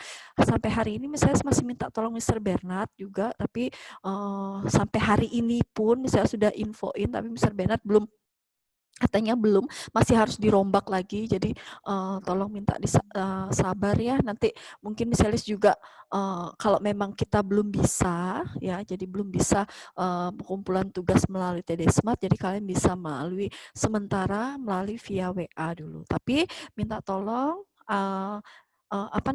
fotonya yang benar ya. Jadi kalau misalnya kalian ngerjakannya di LKS itu, kalian ada memang ngerjainnya di LKS, tapi cara fotonya itu masih buram ya. Jadi ada beberapa anak itu yang moto ngirim ke misalis itu masih buram, jadi tidak kelihatan ya. Oke, kalau pilihan ganda masih bisa ya. Jadi kalau pilihan ganda kan masih bisa misalnya besarin dan misalnya masih bisa ngelihat. Tapi kalau tulisan untuk esai, nah karena tulisannya beraneka ragam dan berjenis-jenis, jadi misalnya ada yang bisa baca, ada yang nggak terlalu bisa dibaca ya, karena tulisannya semuanya bagus-bagus, saking bagusnya misalnya nggak bisa baca ya. Jadi kalian kalau memang mau ngirim WA silahkan, misalnya silahkan, tetapi coba kirimnya yang bagus ya, jadi benar-benar ngambil fotonya itu yang bagus ya. Itu aja untuk tugasnya misalnya ya. Jadi kalau yang belum ngumpulin tugas, misalnya tunggu sampai besok ya. Jadi hari Jumat, jadi ya batasnya sebelum sampai hari Jumat lah, karena kita ketemu lagi kan hari Jumat ya. Jadi sebelum sampai hari Jumat kalian sudah mengumpulkan tugasnya ya. Misalnya tunggu yang belum mengumpulkan, yang sudah mengumpulkan misalnya ucapkan terima kasih ya. Oke, selanjutnya kita lanjut masuk materi selanjutnya, yaitu yang bagian B tentang kondisi alam negara-negara di dunia. Ya, ini kemarin sudah misalnya jelaskan tentang kondisi alam benua Asia, ya sudah misalnya jelaskan, dan di awal materi pembelajaran kita juga sudah misalnya jelaskan tentang kondisi alam benua Asia. Kalian ketahui bahwa benua Asia adalah benua terbesar di dunia yang pertama, ya. Jadi ini benua terbesar di pertama ya dengan banyak dibagi menjadi 5 kawasan Asia ya, berarti ada Asia Timur, Asia Tenggara, Asia Barat, Asia Tengah, Asia Selatan ya. Nah, itu dibedakan menjadi 5. Kalian sudah tahu juga untuk pembagian-pembagiannya, kalian juga sudah tahu negara mana aja, batas-batasnya juga sudah kalian pelajari ya. Ini termasuk negara. Salah satu di benua Asia itu juga ada negara yang disebut sebagai negara kepulauan. Masih ingat ya yang disebut negara kepulauan? Contohnya adalah Indonesia, Filipina, ya, sama negara Jepang. Ya, itu adalah negara kepulauan. Oke, yang silakan yang mau ke toilet, misalnya persilahkan. Ya, oke, itu selanjutnya. Ya, oke, sekarang kalian lihat kemarin sudah bisa jelaskan tentang Indonesia, juga sama ada pembahasan, ada 5 pembahasan: lokasi, iklim, topografi, geologi, dan flora dan fauna. Geologi itu sudah jelas, geo berarti bumi, dan geologi itu berarti kata dasarnya logos, berarti ilmu, jadi adalah ilmu yang mempelajari tentang bumi ya. Jadi geologi itu ilmu yang mempelajari tentang bumi, sedangkan topografi itu adalah yang mempelajari tentang permukaan bentuk muka bumi. Jadi bentuk muka bumi masing-masing setiap negara itu berbeda-beda ya. Nah, itu contoh topografi. Kalau iklim kalian sudah tahu, flora dan fauna juga sudah tahu, lokasi sudah. Oke, selanjutnya ini Indonesia sudah misalnya jelaskan ya tentang negara Indonesia. Kalian bisa lihat lagi biar kita lanjut masuk kepada materi selanjutnya. Peta Indonesia sudah, terus ini juga sudah ya iklimnya. Nanti kalau materi misalnya sudah selesai, materi ini kan terlalu banyak ini. Sampai selesai ini aja slide-nya kurang lebih ada 50-an misalnya slide ya. Jadi untuk semua negara, kalau udah memang selesai nanti akan misalnya share ya. Kalau memang belum bisa melalui TD Smart, nanti akan misalnya kirim perwakilan anak aja. Jadi 9A nanti akan misalnya kirim, nanti tugasnya yang misalnya kirim itu tolong di-share di grup kelas masing-masing ya. Ini untuk Indonesia sudah misalnya jelaskan, ini ya floranya sudah, fauna sudah, Indonesia bagian barat, tengah, timur, terus Jepang ya. Kita masuk negara Jepang ya. Oke, ini sudah misalnya jelaskan. Ya, Jepang merupakan salah satu negara yang berada di kawasan Asia Timur. Posisi geografisnya kalian bisa lihat 30 derajat lintang utara sampai 47 derajat lintang utara dan 128 derajat bujur timur sampai 146 derajat bujur timur ya. Ibu kota Jepang adalah Tokyo, ini sudah jelas, batas-batasnya juga sudah misalnya jelaskan ya. Kalian bisa lihat. Nah, ini adalah peta dari negara Jepang ya. Kalian bisa lihat sendiri di sini misalnya sudah jelaskan juga ada 4 pulau terbesar di Jepang ya. Ada Hokkaido, lihat kalian di atas itu pulau terbesar, Pulau Honshu, Shikoku, dan Kyushu ya. Itu adalah 4 pulau terbesar di Jepang. Nah, yang di kolom ini, kolom kotak yang misalnya di peta ini adalah namanya insert. Insert itu adalah komponen dalam peta ya. Banyak sekali komponen dalam peta. Kalian masih ingat kelas 7 ya? Sudah mendapat pelajaran dari Miss Irma. Nah, fungsi dari pengertian dari insert itu adalah untuk memperjelas suatu daerah atau wilayah dalam peta ya. Jadi memperjelas ya. Ini contohnya ya.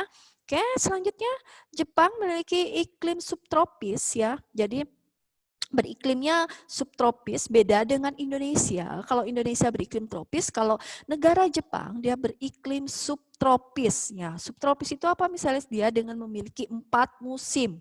Ya, jadi ada musim dingin, musim semi, musim panas, dan musim gugur. Nah, kalian ketahui bahwa iklim di Jepang itu dipengaruhi oleh perairan, ya. Jadi karena kalian ketahui bahwa negara Jepang, kalau kalian lihat perhatikan di peta, negara Jepang itu hampir sebagian negaranya itu dikelilingi oleh air. Ya, hampir seluruh negara Jepang itu dikelilingi oleh perairan, sama seperti di Indonesia. Ya, karena bedanya kalau kita di Indonesia dilewati oleh garis khatulistiwa, makanya kita beriklim tropis. Ya, ini Jepang subtropis. Ya, kalian tahulah musimnya ya. Berarti kita tidak kalau di Indonesia kita tidak pernah dapat musim semi, tidak pernah ada musim gugur ya. Yang adanya kita musim kemarau dan musim penghujan aja, 2 musim aja ya. Oke, ini kalian bisa lihat keindahan Jepang ya. Musim-musimnya ada ya, musim panas, musim dingin, musim musim salju, ya. Ini 4 musim yang ada di Jepang, ya. Musim gugur, musim semi, ya. Kalian lihat juga, ya. Kalau kalian lihat di LKS kalian juga ada di situ, ya. Terus sekarang yang ini slide selanjutnya. LKS kalian bisa lihat halaman 11, di sini kita masuk topografi. Nah, ini adalah topografi, ya. Jepang, gimana topografi Jepang? Nah, Jepang itu merupakan negara kepulauan. Yang sudah misalnya bilang, ya, Jepang itu merupakan sebuah negara kepulauan, ya, sama seperti Indonesia, Filipina, Jepang. Nah, itu adalah negara-negara kepulauan yang ada di benua Asia. Ya, nah 4 pulau Jepang tadi yang sudah misalnya jelaskan, yang paling besar, ya, ada 4 pulau yang besar, Hokkaido, Honshu, Shikoku, dan Kyushu. Nah, kalian ketahui juga bahwa wilayah Jepang itu terdiri dari pegunungan, ya, berarti pegunungan yang memang sangat terkenal di Jepang itu adalah Gunung Fuji, ya, ketinggiannya 3.778 meter di atas permukaan laut. Ya, nah ini adalah gambar yang misalnya ambil itu adalah Gunung Fuji, ya. Kalian lihat, ya. Terus pegunungan di Jepang itu termasuk rangkaian sirkum Pasifik. Jadi sudah misalnya jelaskan di awal, setiap negara atau wilayah negara atau daerah-daerah yang dilalui oleh sirkum Pasifik maupun sirkum Mediterania, berarti itu dilalui oleh jalur gunung api. Ya, maksudnya apa, Miss? Karena dilalui sirkum Pasifik sama Mediterania berarti negara tersebut memiliki banyak sekali gunung api yang aktif. Ya, nah contohnya ini ada di Jepang. Nah, kalau kita dilalui oleh sirkum Pasifik, sirkum Mediterania, cincin api, ya, berpotensi sekali terhadap gempa dan tsunami. Ya. Semua negara yang memang dilalui oleh sirkum Pasifik dan sirkum Mediterania, mereka pasti sudah mengetahui dan siap, ya. Mereka negara-negara yang sudah siap, oh, aku akan mengalami terjadinya gempa, aku mungkin bisa, negaranya bisa terjadi tsunami, ya. Kalian bisa lihat Indonesia, kita pernah mengalami tsunami, ya, waktu itu di Aceh, ya. Terus ada lagi yang terbaru yang di Pangandaran itu juga, ya, tsunami, ya.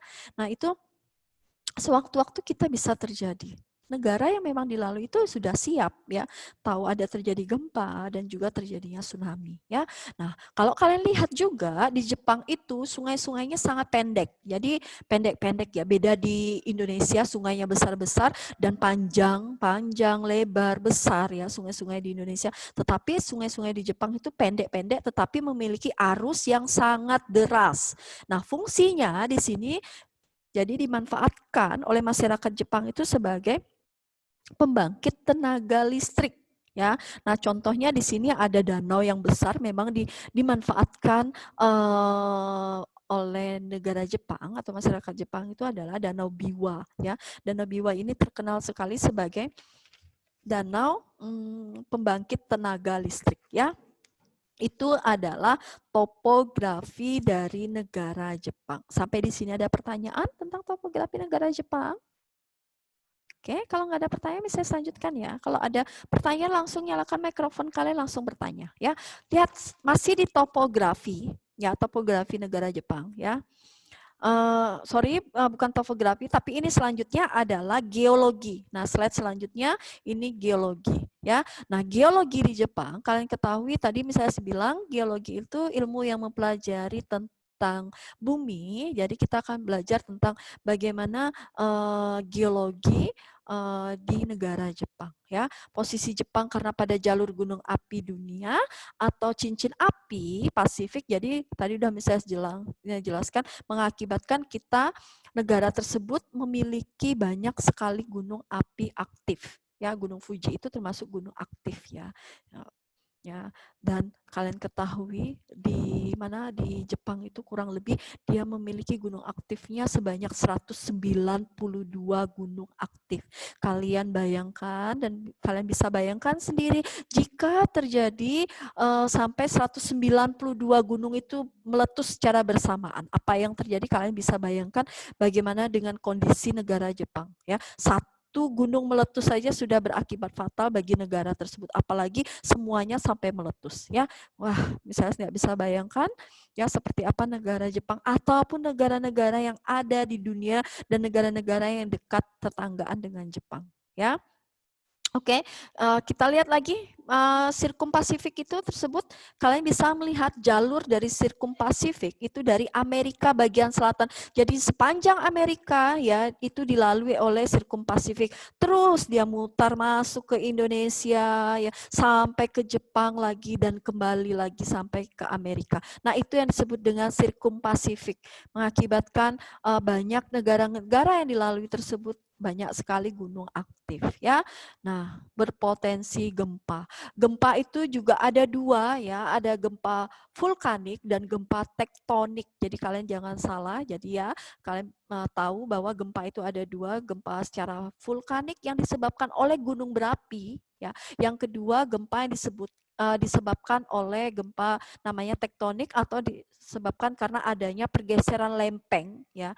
Contohnya Indonesia dan negara-negara yang dilalui oleh Sirkum Pasifik pasti mereka dilalui oleh lempengan bumi ya. Jadi lempengan itu tabrakan atau bergeser ya, atau ya istilahnya tubrukan, tabrakan, bergeser ya. Nah, itu bisa mengakibatkan gempa tektonik.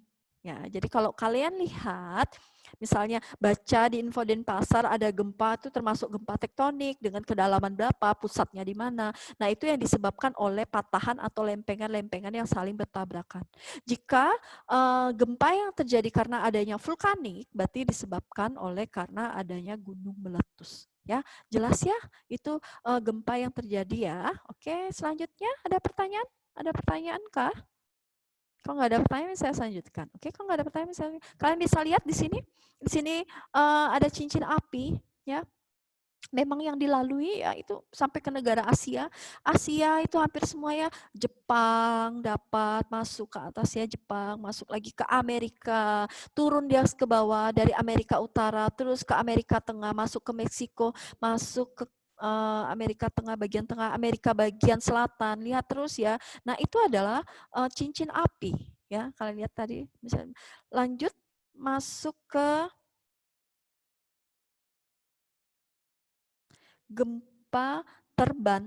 Misalnya sebelum pernah dengar gempa terban itu apa ya Sandia? Misalnya sebelum pernah dengar, tapi memang sepengetahuan Miss Elis dan memang kalau kalian baca gempa itu penyebabnya itu ada dua ya, gempa secara tektonik. Tektonik itu disebabkan karena ada lempengan. Ya, kalian tahu ya, misalnya ada di berita karena ada misalnya pakar-pakar geologi nyebut gempa itu terjadi karena pergeseran kerak bumi, lempengan bumi. Nah, itu disebut dengan gempa tektonik ya. Yang kedua gempa vulkanik ya. Vulkanik itu karena letusan gunung berapi, karena dahsyatnya letusan mengakibatkan terjadinya gempa ya. Nah, itu yang bisa Elis tahu ya. Ini gempa terban, gempa yang terjadi karena reruntuhan. Oh, jadi karena reruntuhan ya. Ya, jadi itu karena itu apa disebut gempa ya Sandi ya? Karena reruntuhan ya. Kalau gempa itu memang dua ya, karena dua pengaruh gempa itu juga mengakibatkan runtuhnya bangunan ya. Tapi kalau gempa ini misalnya baru sekarang ya, waktu saya SD diajarin gitu. Oke. Ya, tapi yang misalnya tahu ada dua ya gempanya. Coba nanti misalis baca lagi gempa terban, coba misalis lihat ya Sandi ya. Oke, terima kasih untuk infonya ya Sandi. Nah, baik, ini kalian bisa lihat di sini juga ada New Zealand, makanya kalian kemarin pernah ada yang bilang New Zealand itu masuk mana ya? Oh ya, New Zealand itu masuk Kepulauan Oceania. Kalian bisa lihat ya, ini adalah Oceania. Ya, Papua Nugini, New Zealand ya, itu termasuk dalam kawasan Oceania ya. Oke, lanjut naik dia terus sampai ke Indonesia, sampai ke Papua, terus masuk Irian Barat, sampai ke Indonesia. Lihat Indonesia semuanya dilalui oleh Sirkum Pasifik ya, itu gunung-gunung yang aktif ya. Lewat dia ya, masuk ke Sulawesi, naik sampai ke atas ya, sampai ke Filipina ya, masuk ke Jepang. Nah, itu adalah Sirkum Pasifik ya, gunung api atau biasa disebut dengan cincin api. ya. Jelas ya? Oke, Nathaniel silakan masuk. Selamat datang. Lanjutnya kalian bisa lihat di sini ada flora, jenis tumbuh-tumbuhan yang ada di Jepang, yaitu pohon ek. Kalian bisa lihat sendiri seperti ini contoh pohon ek ya. Jadi pohonnya sangat besar. Jadi kalau di Indonesia tuh anggap seperti kayak pohon beringin ya. Jadi pohonnya sangat besar, akarnya banyak, daun-daunnya sangat lebat ya. Seram ya kalau lihatnya. Kalau malam-malam lewat ke sini juga enggak ada penerangan lampu gini juga pasti kalian ya seram lah ya lihat pohon seperti ini ya. Terus yang kedua, flora di Jepang itu ada bambu. Kalian bisa lihat ya bambu. Di Indonesia juga banyak sekali bambu. Ya, kalian bisa lihat bambu ya. Banyak sekali fungsinya, apalagi di Bali, bambu itu banyak sekali dimanfaatkan oleh masyarakat Bali ya, banyak sekali fungsinya dari kegunaan bambu ya, pohon bambu. Oke, ini ada flora. Kalian bisa lihat juga ada pohon mapel ya, ini pohon mapel misalnya sambil ini pohon mapel, contoh pohon mapel, terus pohon sakura ya. Semua pasti udah tahu ya, Jepang itu terkenal dengan bunga sakuranya ya. Kalau dia sudah mekar lagi musim semi, wow. Yang pernah ke Jepang pasti apalagi momen-momen orang ke Jepang, datang ke Jepang itu momen-momen mereka menunggu pada saat musim semi, pada saat bunga sakura lagi bermekar-mekarnya ya. Di sana mereka momen yang sangat mereka tunggu ya. Nah, ini kalau kalian memang pergi ke Jepang, datanglah pada saat pas pada saat lagi musim semi ya. Kalau memang mau menikmati bunga sakura. Terus kalau kalian memang menikmati salju, belum pernah lihat salju, mau bermain salju, nanti datang ke negara-negara yang memiliki musim salju ya pada saat musim dingin ya. Oke. Itu selanjutnya saya selanjutkan faunanya. Bagaimana fauna yang ada di Jepang ya? Hewan-hewan yang ada di Jepang kalian bisa lihat. Yang pertama ada rusa shika. Ya, ini ada di Jepang. Yang kedua serigala ya. Kalau kalian lihat serigala itu hewan yang menakutkan ya. Terus yang ketiga adalah paus. Kalian juga sudah lihat ikan paus ya. Paus itu adalah jenis ikan terbesar di dunia ya. Nah, ini adalah fauna yang memang ada di Jepang ya. Oke, selanjutnya ada pertanyaan untuk Jepang? Ada pertanyaan untuk Jepang? Kalau tidak ada pertanyaan, saya lanjutkan ke negara selanjutnya. Bagian India, kalian bisa lihat di LKS kalian halaman 11, di situ yang bagian C, kita masuk negara India. Ya, C, India. Nah, tetap sama, kita akan belajar masing-masing negara, kita ambil beberapa contoh dari benua yang ada di contoh negara-negara yang ada di benua-benua ya masing-masing. Nah, ini tetap sama, kita ada 5 pembahasan materi yang akan dibahas masing-masing negara. Yang pertama ada lokasi, yang kedua iklim, ketiga topografi, keempat geologi, kelima flora dan fauna. Ya, ini yang akan kita pelajari. Baik, yang pertama kita akan masuk kepada lokasi. Ya, kalian sudah jelas bahwa India itu adalah masuk dalam kawasan Asia Selatan. Ya, Asia Selatan ya, berarti Asianya di bagian di bawah ya, India. Ya, kalian lihat posisi geografis India, 8 derajat lintang utara sampai 37 derajat lintang utara. Dan 68 derajat bujur timur sampai 97 derajat bujur timur. Nah, ini adalah posisi geografis India. Ya, kalian lihat sendiri ya. Terus ibu kota India adalah New Delhi ya. Ini terkenal sekali kalau negara India, berarti terkenal dengan film Bollywood-nya ya. Bagi yang suka film India ya, ada yang suka film India? Kalau negara Amerika terkenal filmnya Hollywood, tapi kalau di India Bollywood ya. Terkenal dengan kain sutranya, kain sarinya, ya itu terkenal sekali, kain-kain yang berasal dari India yang memang berkualitas baik dan bagus ya. Terus kalian bisa lihat batas-batas negara India di sini ada bagian utara ada Nepal, Bhutan dan Tiongkok ya. Bagian selatan ada Sri Lanka, Samudra Hindia, bagian timur ada Bangladesh, Myanmar dan Teluk Benggala. Terus bagian barat ada Pakistan dan Laut Arab. Ini adalah batas-batas negara di India ya. Sampai di sini ada pertanyaan untuk negara India? Oke, kalau nggak ada pertanyaan, saya lanjutkan. Nah, sekarang kalian bisa lihat ya peta dari negara India.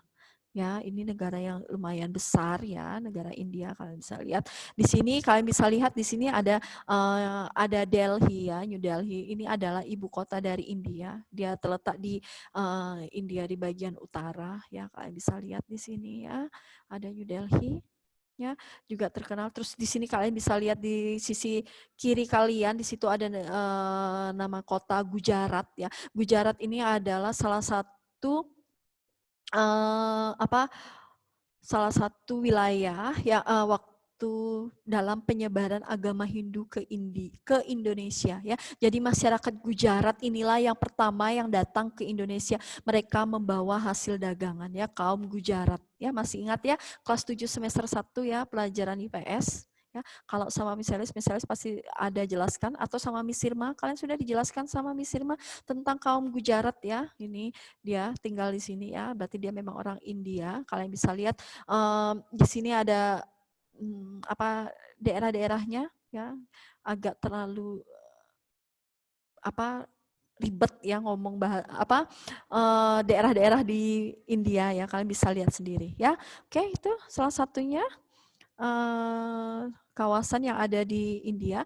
Selanjutnya kita lihat masuk kepada iklim. Ini masih di iklim ya. Berarti India itu memiliki 2 iklim ya. Dia bisa beriklim tropis dan bisa beriklim subtropis ya. Jadi ada beriklim tropis dan juga beriklim subtropis, karena bagian subtropis itu dia juga daerah-daerah yang dingin ya, berarti di daerah pegunungan ya, berarti di daerah Kashmir itu sangat dingin ya, jadi memiliki 2 iklim, yaitu iklim tropis dan iklim subtropis. Kalau kalian lihat di peta India yang tadi slide yang bisa ditampilkan, di situ ada di bagian utara ya, di bagian atasnya itu cuacanya sangat dingin ya. Jika suhunya dingin ya akan terasa dingin sekali, kalau panas, kalau lagi hangat ya hangat. Ya, itu di wilayah bagian utara New Delhi. Tadi ada ya, ada beberapa negara, ada beberapa wilayah yang ada di wilayah India bagian utara ya. Terus ini siklum, ini maksudnya siklus ya, bukan tapi siklus ya, nanti diperbaiki. Ini siklus iklim di India itu memiliki 3 fase ya. Ada fase berarti musim hangat, dingin, dan panas. Jadi udah misalnya bilang di bagian utara tadi kalau ya hangat-hangat, kalau panas-panas, kalau dingin ya dingin ya. Terasanya dingin-dingin. Nah, seperti itu iklim di India. Selanjutnya kalian bisa lihat keadaan alamnya dikelompokkan menjadi pegunungan. Nah, jadi pegunungan Himalaya dan lembah besar ya, berarti kalau di daerah pegunungan Himalaya berarti ya memang beriklim dingin ya, makanya termasuk daerah subtropis ya. Terus ada dataran tinggi Kashmir juga masuk di daerah subtropis. Kalau di lembah itu berarti hangat gitu ya, tidak terlalu panas, tidak terlalu dingin ya. Nah, itu makanya kalau kalian lihat di India itu beriklimnya 2 ya, tropis dan subtropis ya. Karena ada pembagian wilayahnya yang berbeda-beda dengan iklimnya ya untuk di wilayah India. Sampai di sini ada pertanyaan? Jelas? Oke, kalau jelas bisa lanjutkan ya. Selanjutnya kalian bisa lihat di sini. Nah, bukan hanya di India ya, di bagian utara yang cuacanya dingin-dingin, panas-panas atau hangat-hangat, tetapi di bagian tengah, India di bagian tengah itu juga mereka memiliki dataran rendah Gangga ya. Dia di bagian tengah kurang lebih 2.400 km. Nah, biasanya kalau kalian tahu dataran rendah Gangga ini dialiri oleh sungai besar ya. Jadi ada 2 sungai besar, yaitu Sungai Brahmaputra dan Sungai Gangga. Nah, Sungai Brahmaputra dan Sungai Gangga ini kalian ketahui bahwa dianggap sungai yang sangat suci oleh masyarakat India ya. Jadi sungai yang bersih, yang suci ya, tempat mereka melakukan persembahyangan ya. Jadi airnya itu dianggap air suci ya. Ini di India. Terus kalau kalian ketahui juga di dataran rendah Sungai Gangga, karena dataran rendah di India itu dialiri oleh sungai-sungai yang besar, maka di daerah tersebut sangat-sangat subur. Ya, makanya sangat cocok untuk daerah pertanian ya. Jadi di negara manapun, di daerah manapun yang memiliki dataran rendah dan dialirin oleh sungai, maka daerah tersebut akan subur ya, karena lembab. Ya, dia subur, dia lembab, jadi mengakibatkan memang cocok untuk daerah pertanian ya. Hampir semua negara ya kalau memiliki dataran rendah. Ya. Terus kalian bisa lihat di situ ada semenanjung India di bagian selatan. Jadi beda ya, bagian utara, tengah, dan bagian selatan. Ya, di bagian bawah. Selatannya ini daerahnya beda, ya, berbeda. Berarti ada perbukitan, dataran tinggi, ada plato. Ya, itu sudah berbeda sekali ya. Terus kalau di bagian timur sama di bagian barat, timur dan barat, kanan dan kiri, kalian bisa lihat di situ banyak adanya garis pantai. Jadi banyak membentuk daerah-daerah ada pantai sama ya. Jadi banyak terbentuknya adanya pantai dan bukit-bukit. Ya, jadi kalian bisa lihat ya, untuk di utara, bagian utara itu di India daerah pegunungan, jadi sangat tinggi. Kalau dingin-dingin, hangat-hangat, kalau panas ya panas. Terus di bagian tengah daerahnya sangat subur sekali karena dialiri oleh sungai-sungai besar, ya, Sungai Gangga cocok untuk pertanian. Terus di bagian selatan dia terdapat perbukitan, terus dataran tinggi sama plato. Kalau di bagian timur sama bagian barat, dia terdapat daerah yang adanya pantai dan bukit-bukit. Ya, nah itu dilihat dari apa namanya? Ya, dilihat dari topografi. Ya, topografi dari wilayah India. Ya, ini topografinya. Ya, oke. Ada pertanyaan kah sampai di sini, anak-anak? Ya, ini sejarah, kalian bisa lihat geologinya, ya, geologi dari India, ya, sejarah sampai terbentuknya sebuah negara India. Ya, kalian bisa lihat, kalian bisa baca. Pertama memang dia itu lepas, India itu memang pada dasarnya awal sudah memang terpisah dari pantai lepas, ya, terletak di lepas pantai Australia. Terus juga dia terpisah dari benua Asia. Pertamanya dia terpisah, ya, tapi dalam jutaan tahun mulai bergeser, mulai bergerak, ya. Jadi akhirnya kembali lagi, ya, ke India, bergerak akhirnya menuju ke India. Jadi bersatu, ya. Itu sejarahnya. Kalian bisa lihat secara geologi dari India, ya. Terus di sini ada namanya Laut Tethys, ya, mengalami subduksi ke utara, ya, di bawah benua Asia dan batas lempeng membentuk konvergasi benua samudra. Nah, ini mulai muncul karena ada lautnya Tethys, ya, menyebabkan subduksi, berarti peningkatan atau penimbulan, ya. Jadi dia keluar, ya. Jadi sehingga menyebabkan adanya sampai sekarang akhirnya sebuah pegunungan namanya Pegunungan Andes, ya. Itu sejarah dari geologi, ya, India, ya. Oke, yang silakan mau ke toilet bisa silahkan, ya. Nah, itu geologi dari negara India, ya. Oke, selanjutnya, ya, di sini ada flora dan fauna, ya. Kalian bisa lihat ada flora di India, ya. Flora di India ini terdapat di hutan hujan tropis, ya, sama karena dia beriklim tropis. Tadi kan sudah saya jelaskan di awal bahwa India itu beriklim tropis dan beriklim subtropis. Nah, kalau beriklim tropis berarti dia terdapat memiliki hutan hujan tropis, sama seperti negara-negara di dunia yang beriklim tropis. Nggak usah jauh, contohnya Indonesia. Nah, Indonesia kita beriklim tropis, makanya hampir sebagian jenis tumbuh-tumbuhan yang ada lengkap itu terdapat di hutan hujan tropis. Kalian ketahui bahwa hutan hujan tropis itu adalah hutan yang dianggap sebagai paru-paru dunia, penyangga kehidupan manusia. Ya, itu hujan tropis. Nah, yang selanjutnya, yang kedua, di sekitar pegunungan Himalaya. Kalian ketahui bahwa gunung di India itu ada pegunungan Himalaya, ya. Jadi ditumbuhin banyak sekali pohon-pohon berdaun jarum, ya. Maksudnya pohon jarum itu seperti apa? Kalian bisa lihat daun-daunnya itu berbentuk kayak jarum, ya. Di sana banyak sekali di daerah pegunungan Himalaya, ya. Jadi banyak sekali tumbuh-tumbuhan yang berdaun jarum, ya. Seperti contoh yang misalnya tampilkan di slide-nya misalnya, ya. Kalau kalian lihat sekarang di India, ya, karena termasuk negara yang banyak COVID juga, ya, di India, tapi akhirnya karena COVID ini juga banyak mempengaruhi, dampak positifnya juga ada, ya. Jadi di India tingkat populasinya jauh lebih menurun. Ya, jadi populasi, wah, di negara manapun, ya, karena COVID ini terjadi, ya, positifnya kita ambil dampak positifnya. Salah satunya adalah polusinya menurun, udara kita lebih sehat, ya, budaya masyarakat lebih teratur dan lebih bersih sekarang, kemana-mana cuci tangan, ya, cuci tangan, terus pakai hand sanitizer, dikit-dikit pakai masker, habis dari luar bisa mandi, ganti baju. Nah, itu adalah contoh yang bisa kita lakukan, ambil positifnya, sisi positifnya, ya.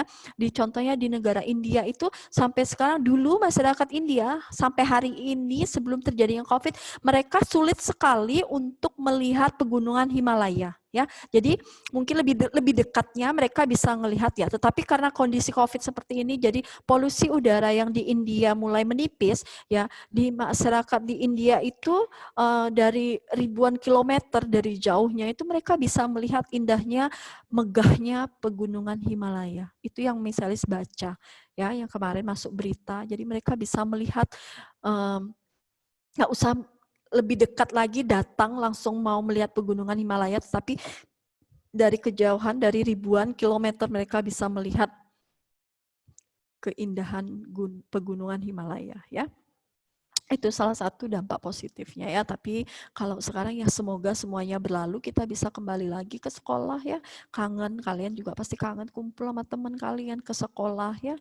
Nah, semuanya pasti merasakan seperti itu, ya. Oke, itu flora di India. Selanjutnya ada fauna di India. Kalian bisa lihat sendiri, ya. Fauna di India ini ada salah satu hewan, berarti misalnya baca di buku hanya ada satu aja hewan yang ada di India, maksudnya yang menjadi endemik, ciri khas dari negara tersebut, ya, itu ada hanya gajah, ya. Kalau kalian baca juga mungkin kalian bisa menemukan atau sumber-sumber yang lain, dipersilakan juga. Jadi tidak hanya fokus pada gajah aja, ya, untuk faunanya. Jadi di sini fauna di India, ya, gajah ini adalah memang dianggap hewan yang sangat sakral, ya, hewan yang sangat sakral, hewan yang sangat dianggap suci bagi masyarakat India.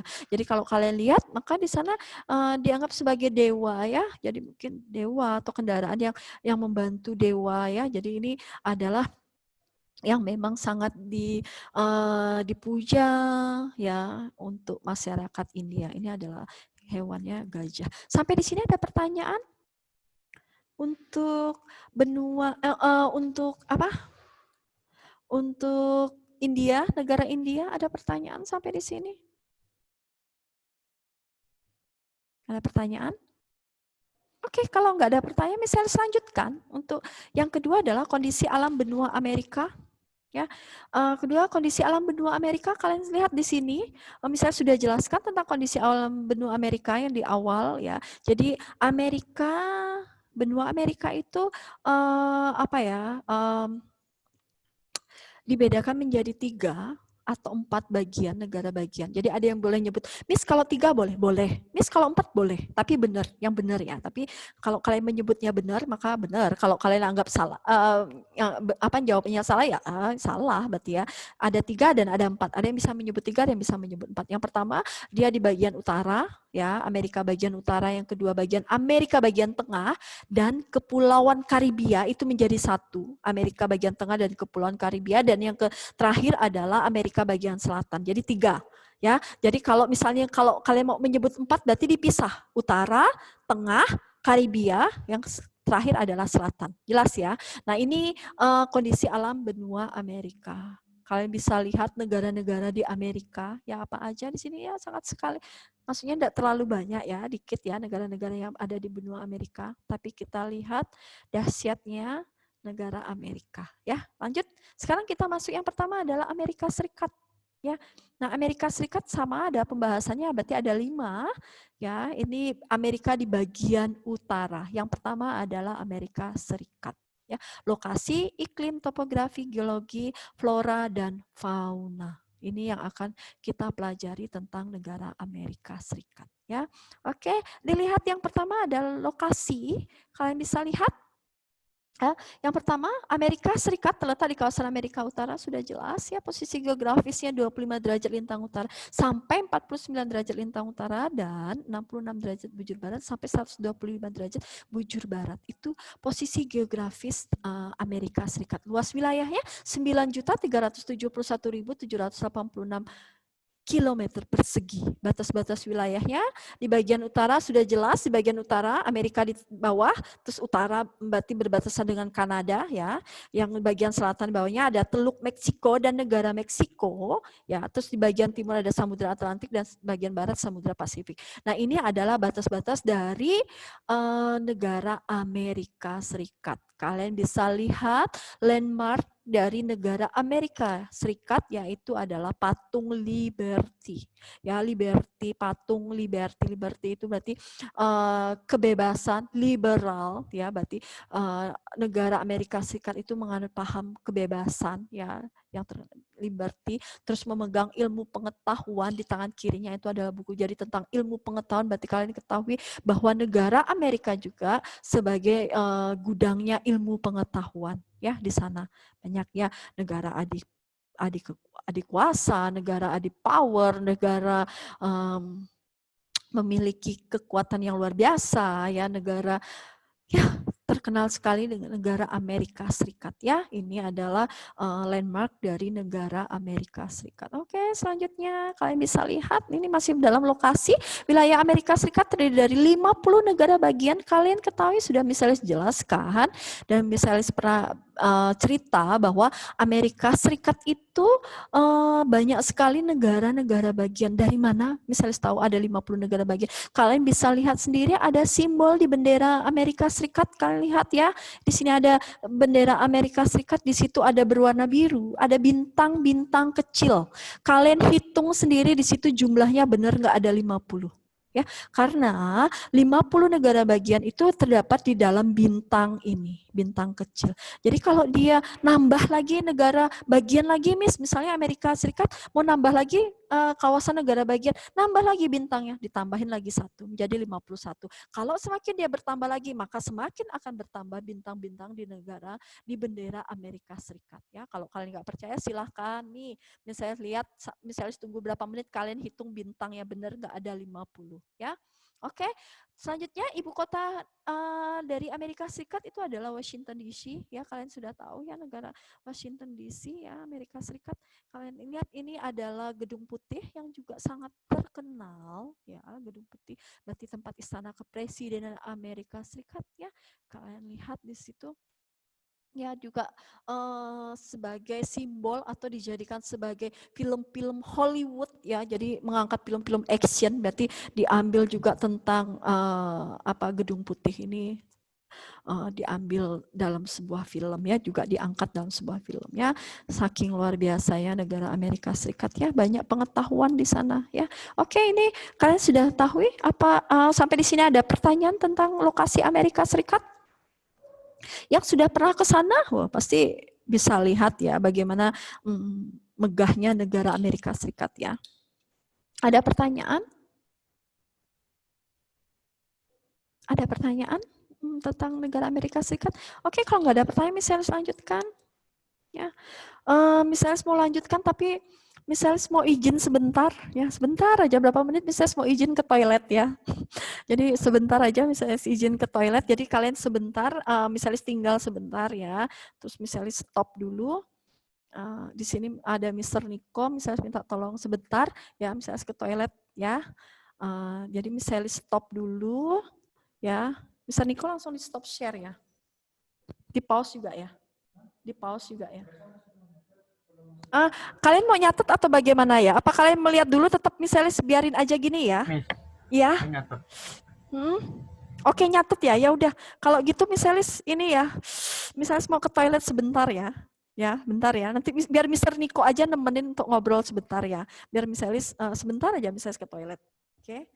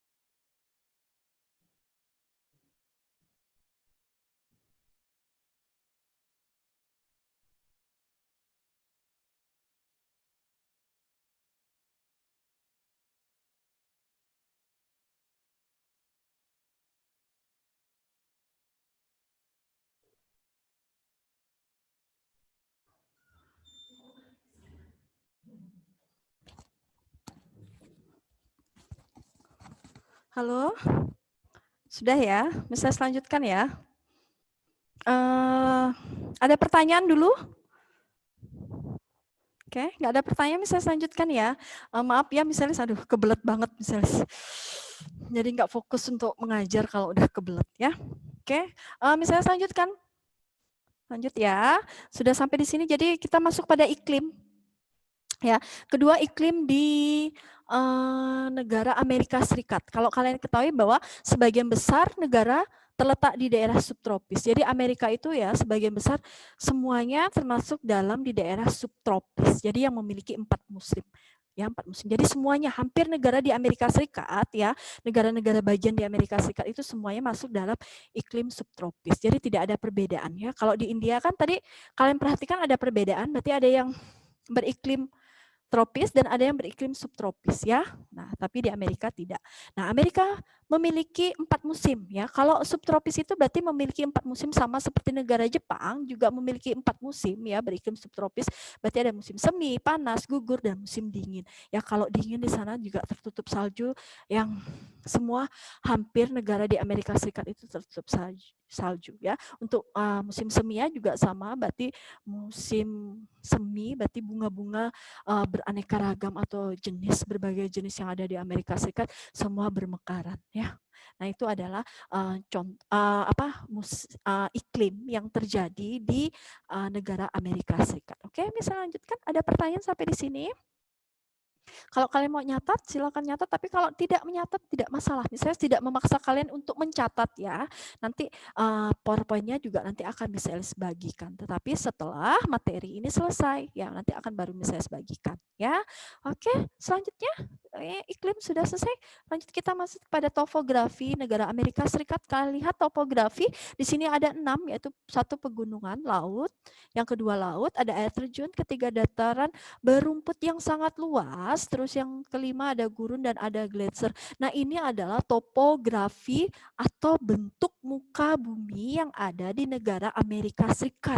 Lengkap ya, dia semua ada. Pegunungan ada, laut ada, air terjun ada, dataran berumput yang luas ada, gurun ada, gletser ada. Nah, kalau kalian ketahui gletser itu adalah es ya, munculnya es ya di atas permukaan ya, di permukaan laut ya. Jadi kalau kalian lihat di situ gletser adalah es.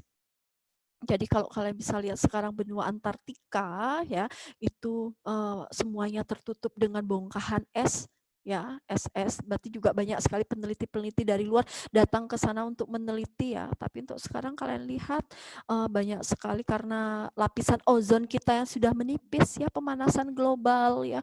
Es di sana itu sudah mencair. Kalian lihat dari kubik air yang ada di sana itu semakin meningkat karena bongkahan es semakin lama semakin mencair ya.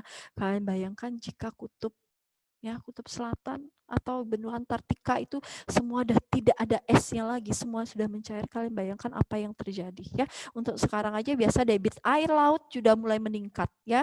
Nah, itu pengaruh dari adanya misalnya pemanasan global ya, kutub utara yang sudah mulai mencair, kutub selatan yang sudah mencair ya, karena adanya suhu yang tidak menentu sekarang ya. Itu kalian bisa lihat ini adalah jenis topografi yang ada di Amerika Serikat ya.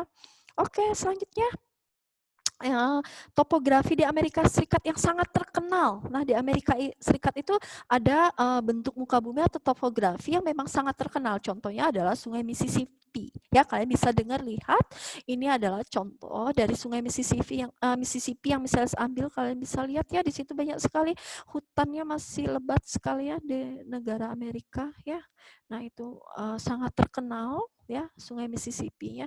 Berarti di sini juga banyak hewan-hewannya, contohnya buaya juga banyak ya, buaya maupun aligator ya. Makanya di sana nanti kalian lihat ada fauna apa aja yang ada di Amerika Serikat ya. Ini topografi yang sangat terkenal ada Sungai Mississippi ya. Yang kedua air terjun Niagara. Kalian sudah tahu, bagi kalian yang sudah pernah jalan-jalan ke Amerika Serikat pasti kalian ini adalah objek tujuan wisata yang akan kalian datangi. Ini adalah air terjun Niagara ya.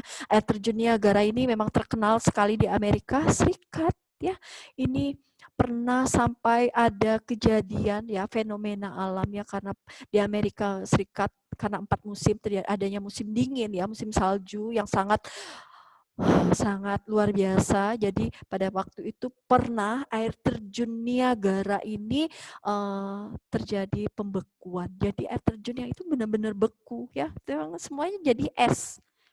Ya, itu pernah fenomena alam yang terjadi di negara Amerika Serikat karena suhu dinginnya sudah mencapai ya udah minus ya, sudah luar biasa sekali ya. Nah, ini yang terkenal air terjun Niagara ya. Selanjutnya di sini ada lembah Grand Canyon. Kalian pasti sudah kenal juga ya, terkenal sekali Grand Canyon ini ya di Amerika Serikat ya. Nah, itu dialiri sungai yang sangat ya, dialiri sungai ya. Lembah Grand Canyon itu ada dialirin sungai, namanya sungainya adalah Sungai Colorado ya.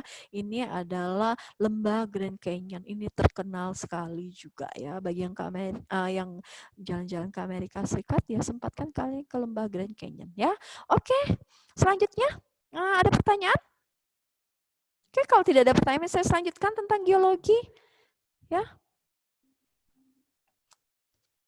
ya, ada geologi. Ya, geologi yang kalian lihat di sini.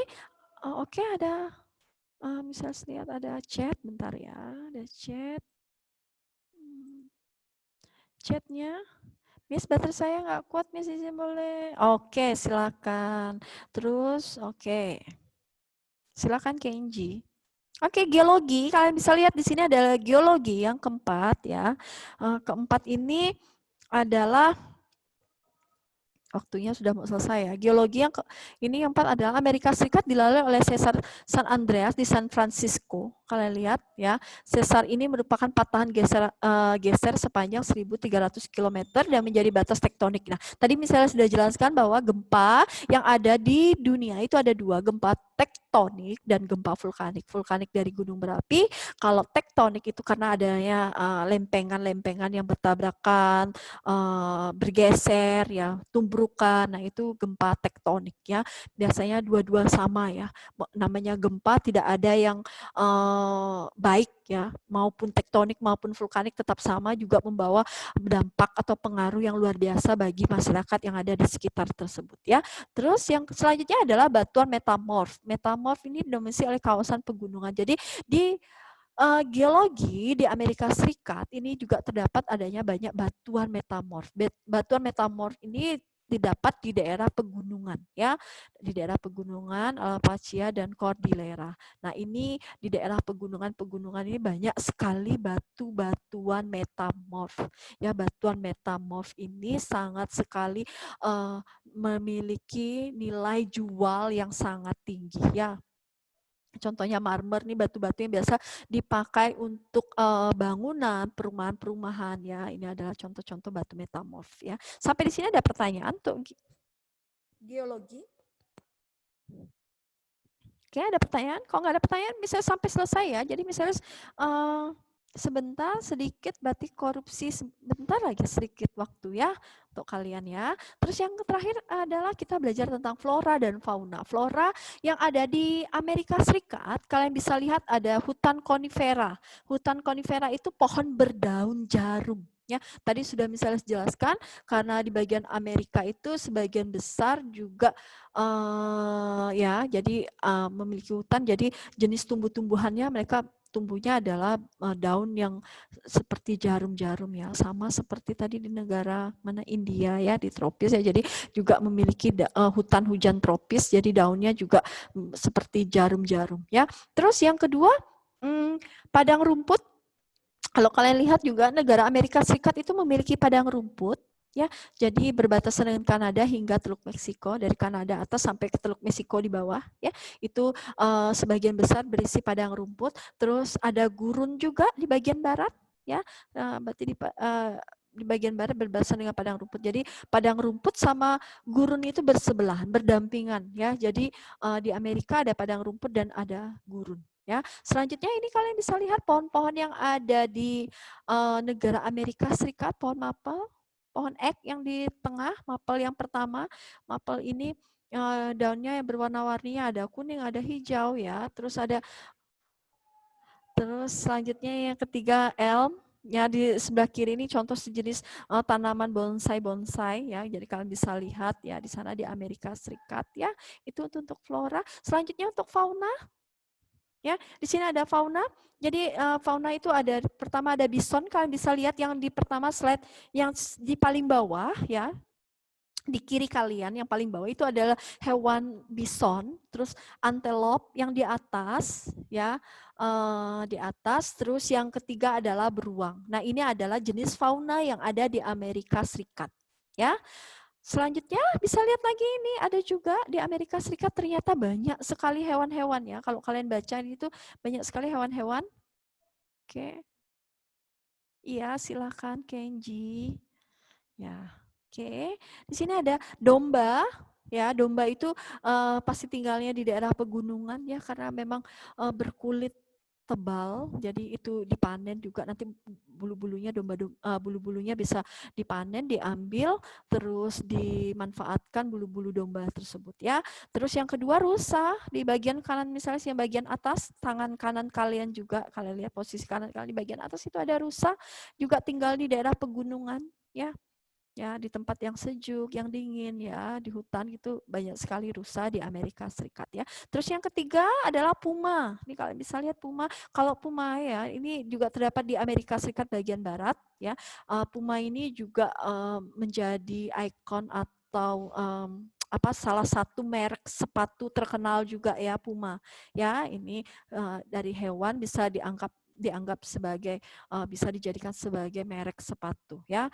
Lumayan berarti kualitasnya juga bagus ya merek Puma. Oke, selanjutnya kalian bisa lihat juga ada hewan selanjutnya. Di sini ada armadillo di bagian barat daya ya. Armadillo ini yang sebelah kanan kalian ya, sebelah kanannya misalnya situ ada armadillo. Ini armadillo nih kayaknya dia makan serangga ya. Jadi mulutnya agak ke depan ya. Jadi dia makan serangga-serangga atau semut-semut yang memang bisa dimakan sama dia ya. Jadi memang hewan-hewan kecil yang bisa dimakan oleh armadillo. Terus yang kedua jaguar, kalian bisa lihat jaguar ya. Jaguar juga diangkat dijadikan juga sebagai mobil ya, merek mobil yang sangat terkenal dan sangat mahal ya jaguar ya.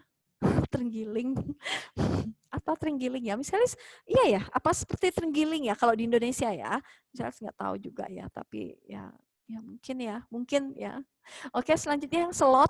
Selot ini misalnya nggak dapat hewannya, tapi misalnya tadi ngajar di kelas 9A, dibilang kalau selot itu sejenis kukang ya, kukang. Kalau tidak salah kelas 9A tadi siapa ya nyampein ke misalnya bahwa selot itu adalah kukang. Misalnya sebelum search juga kalau kalian bisa lihat jenis hewan kukang itu seperti apa ya, nanti kalian bisa lihat hewan kukang atau selot ya. Tapi misalnya belum tahu kebenarannya selot sama kukang itu sama apa nggak tahu misalnya ya. Tapi karena misalnya sudah berusaha mencari di internet itu cari selot, nggak ketemu selot. Karena juga misalnya sebelum pernah tahu hewan selot itu seperti apa, jadi misalnya nggak berani menampilkan ya, takutnya misalnya salah ya. Kalau kalian memang bisa menemukan apakah selot dan kukang itu sama, ya nanti kalian bisa info juga ke misalis ya. Di sini apa? Tulisan slot. Oke, salah ya? Oke, Shelly, thank you Shelly ya. Oke, berarti salah ya misalnya nulisnya. Oke, selanjutnya sudah ya. Ini ya. Selanjutnya kalian bisa lihat lagi hewan ya. Ini ada hewan yang ada di Amerika itu ada opasum. Aduh, misalnya sudah korupsi ya sebentar ya selesaikan ini nanti kita akhiri ya. Ada opasum di Amerika Serikat bagian selatan. Ini bagian sebelah kiri ya opasum kalian bisa lihat. Terus di bagian kanan ada aligator di bagian atas itu aligator. Aligator itu nggak tahu sih apa. Dia lebih pipih kali ya, lebih kecil dibandingkan buaya, tapi dia lebih panjang. Begini ya, mungkin. Ya, tapi kalau misalnya lihat sih kurang lebih seperti itu ya aligator dengan buaya ya bedanya. Jadi di atas aligator yang bagian bawah ini adalah buaya. Ini adalah hewan-hewan yang memang ada di Amerika Serikat ya, khususnya di Amerika bagian selatan ya. Terus bisa kalian lihat lagi ada karibu di sebelah kiri kalian ya. Di sini ada hewan karibu. Ya, dia di Alaska. Alaska itu sangat terkenal. Berarti apa? Daerah yang dingin ya, dingin, salju, pegunungan ya, itu daerah Alaska. Jadi ini salah satunya hewan. Yang kedua ada beruang putih. Kalian bisa lihat di bagian atas ya, kanan atas itu ada beruang putih. Nah, beruang putih ini beruang yang sudah sampai sekarang juga masih termasuk dalam hewan yang sangat langka, yang hampir punah ya, karena dijadikan sebagai pemburuan manusia yang tidak bertanggung jawab. Jadi mereka berburu menangkap beruang ini untuk diambil kulitnya ya, bulu-bulunya ya, diambil sebagai fashion ya. Kalau kalian lihat artis-artis yang terkenal atau artis-artis dunia pakai fashion mereka ya dari bahan berbulu ya. Mereka membanggakan menggunakan pakaian atau yang berbulu ya, bagian baju-baju atau bahan-bahan yang berbulu dengan membanggakan seperti itu. Padahal mereka ngambilnya dari mana? Dari hewan-hewan yang diburu ya, itu salah satunya ya. Itu sampai sekarang juga sudah dicekal oleh pemerintah, berarti sudah dilarang juga ya. Selanjutnya yang ketiga adalah anjing laut. Kalian bisa lihat di sini ada anjing laut ya. Anjing laut juga kalian bisa ketemu ada di Indonesia ya, anjing laut. Nah, itu adalah terdapat juga di Alaska. Dia memang juga suka di daerah-daerah air yang sangat dingin ya. Itu anjing laut. Nah, anjing laut ini biasanya menjadi santapan ikan paus, ikan hiu ya, suka sekali mereka makan anjing laut ya. Itu dah, sampai di situ ada pertanyaan? Sampai di sini ada pertanyaan tentang negara Amerika Serikat. Nanti hari Jumat kita akan membahas soal-soal. Jadi bagi kalian yang belum mengumpulkan soal-soal, misalnya tunggu sampai sebelum hari Jumat. Jadi batasnya sampai hari Kamis, kalian boleh kumpulkan secara japri maupun secara japri untuk sementara ya. Nanti bisa kasih email ya. Kalian bisa secara japri ke misalnya. Tapi dengan catatan kalian mengirimkan foto yang bagus yang bisa dibaca dan bisa dilihat sama misalnya Sandi sudah ya. Oke ya. Ada pertanyaan untuk ini materi misalis? Misalnya sudah korupsi sekali, jauh sekali korupsinya. Mohon maaf juga tadi misalnya ke belakang ya, jadi memutus pembelajaran kita. Sampai di sini ada pertanyaan? Oke, kalau nggak ada pertanyaan misalnya akhiri ya, karena misalnya sudah korupsi sekali waktu kalian juga, waktunya kalian harus istirahat, makan siang, bisa tidur siang, terus melanjutkan kerja, tugas-tugas pekerjaan sekolah. Sampai di sini ada pertanyaan anak-anak? Ada pertanyaan? Oke, kalau nggak ada pertanyaan, kita tutup dalam doa ya. Kalau nggak ada pertanyaan, misalnya tutup doa. Misalnya minta tolong Jovan, boleh bantu misalnya doa? Tutup doa, Jovan. Halo Jovan. Bisa bantu misalnya tutup dalam doa? Halo Jovan, dengar misalis? Ya, bisa bantu misalis dalam doa? Ya, oke. Silakan Jovan. Terima kasih Tuhan kau sudah sampai kami pada hari ini. Tuhan kami bisa belajar lebih lagi Tuhan, dan juga terima kasih Tuhan kau sudah sertai guru-guru yang sudah mengajar kami pada hari ini. Kiranya mereka diberikan hikmat terus Tuhan Yesus agar bisa mengajar kami lebih lagi. Terima kasih Tuhan Yesus. Amin. Dan nama kami doa ya. Amin. Amin. Terima kasih Jovan, terima kasih semua. God bless you. Sampai ketemu hari Jumat, kita lanjutkan dengan materi yang selanjutnya ya. Sampai jumpa. God bless you all.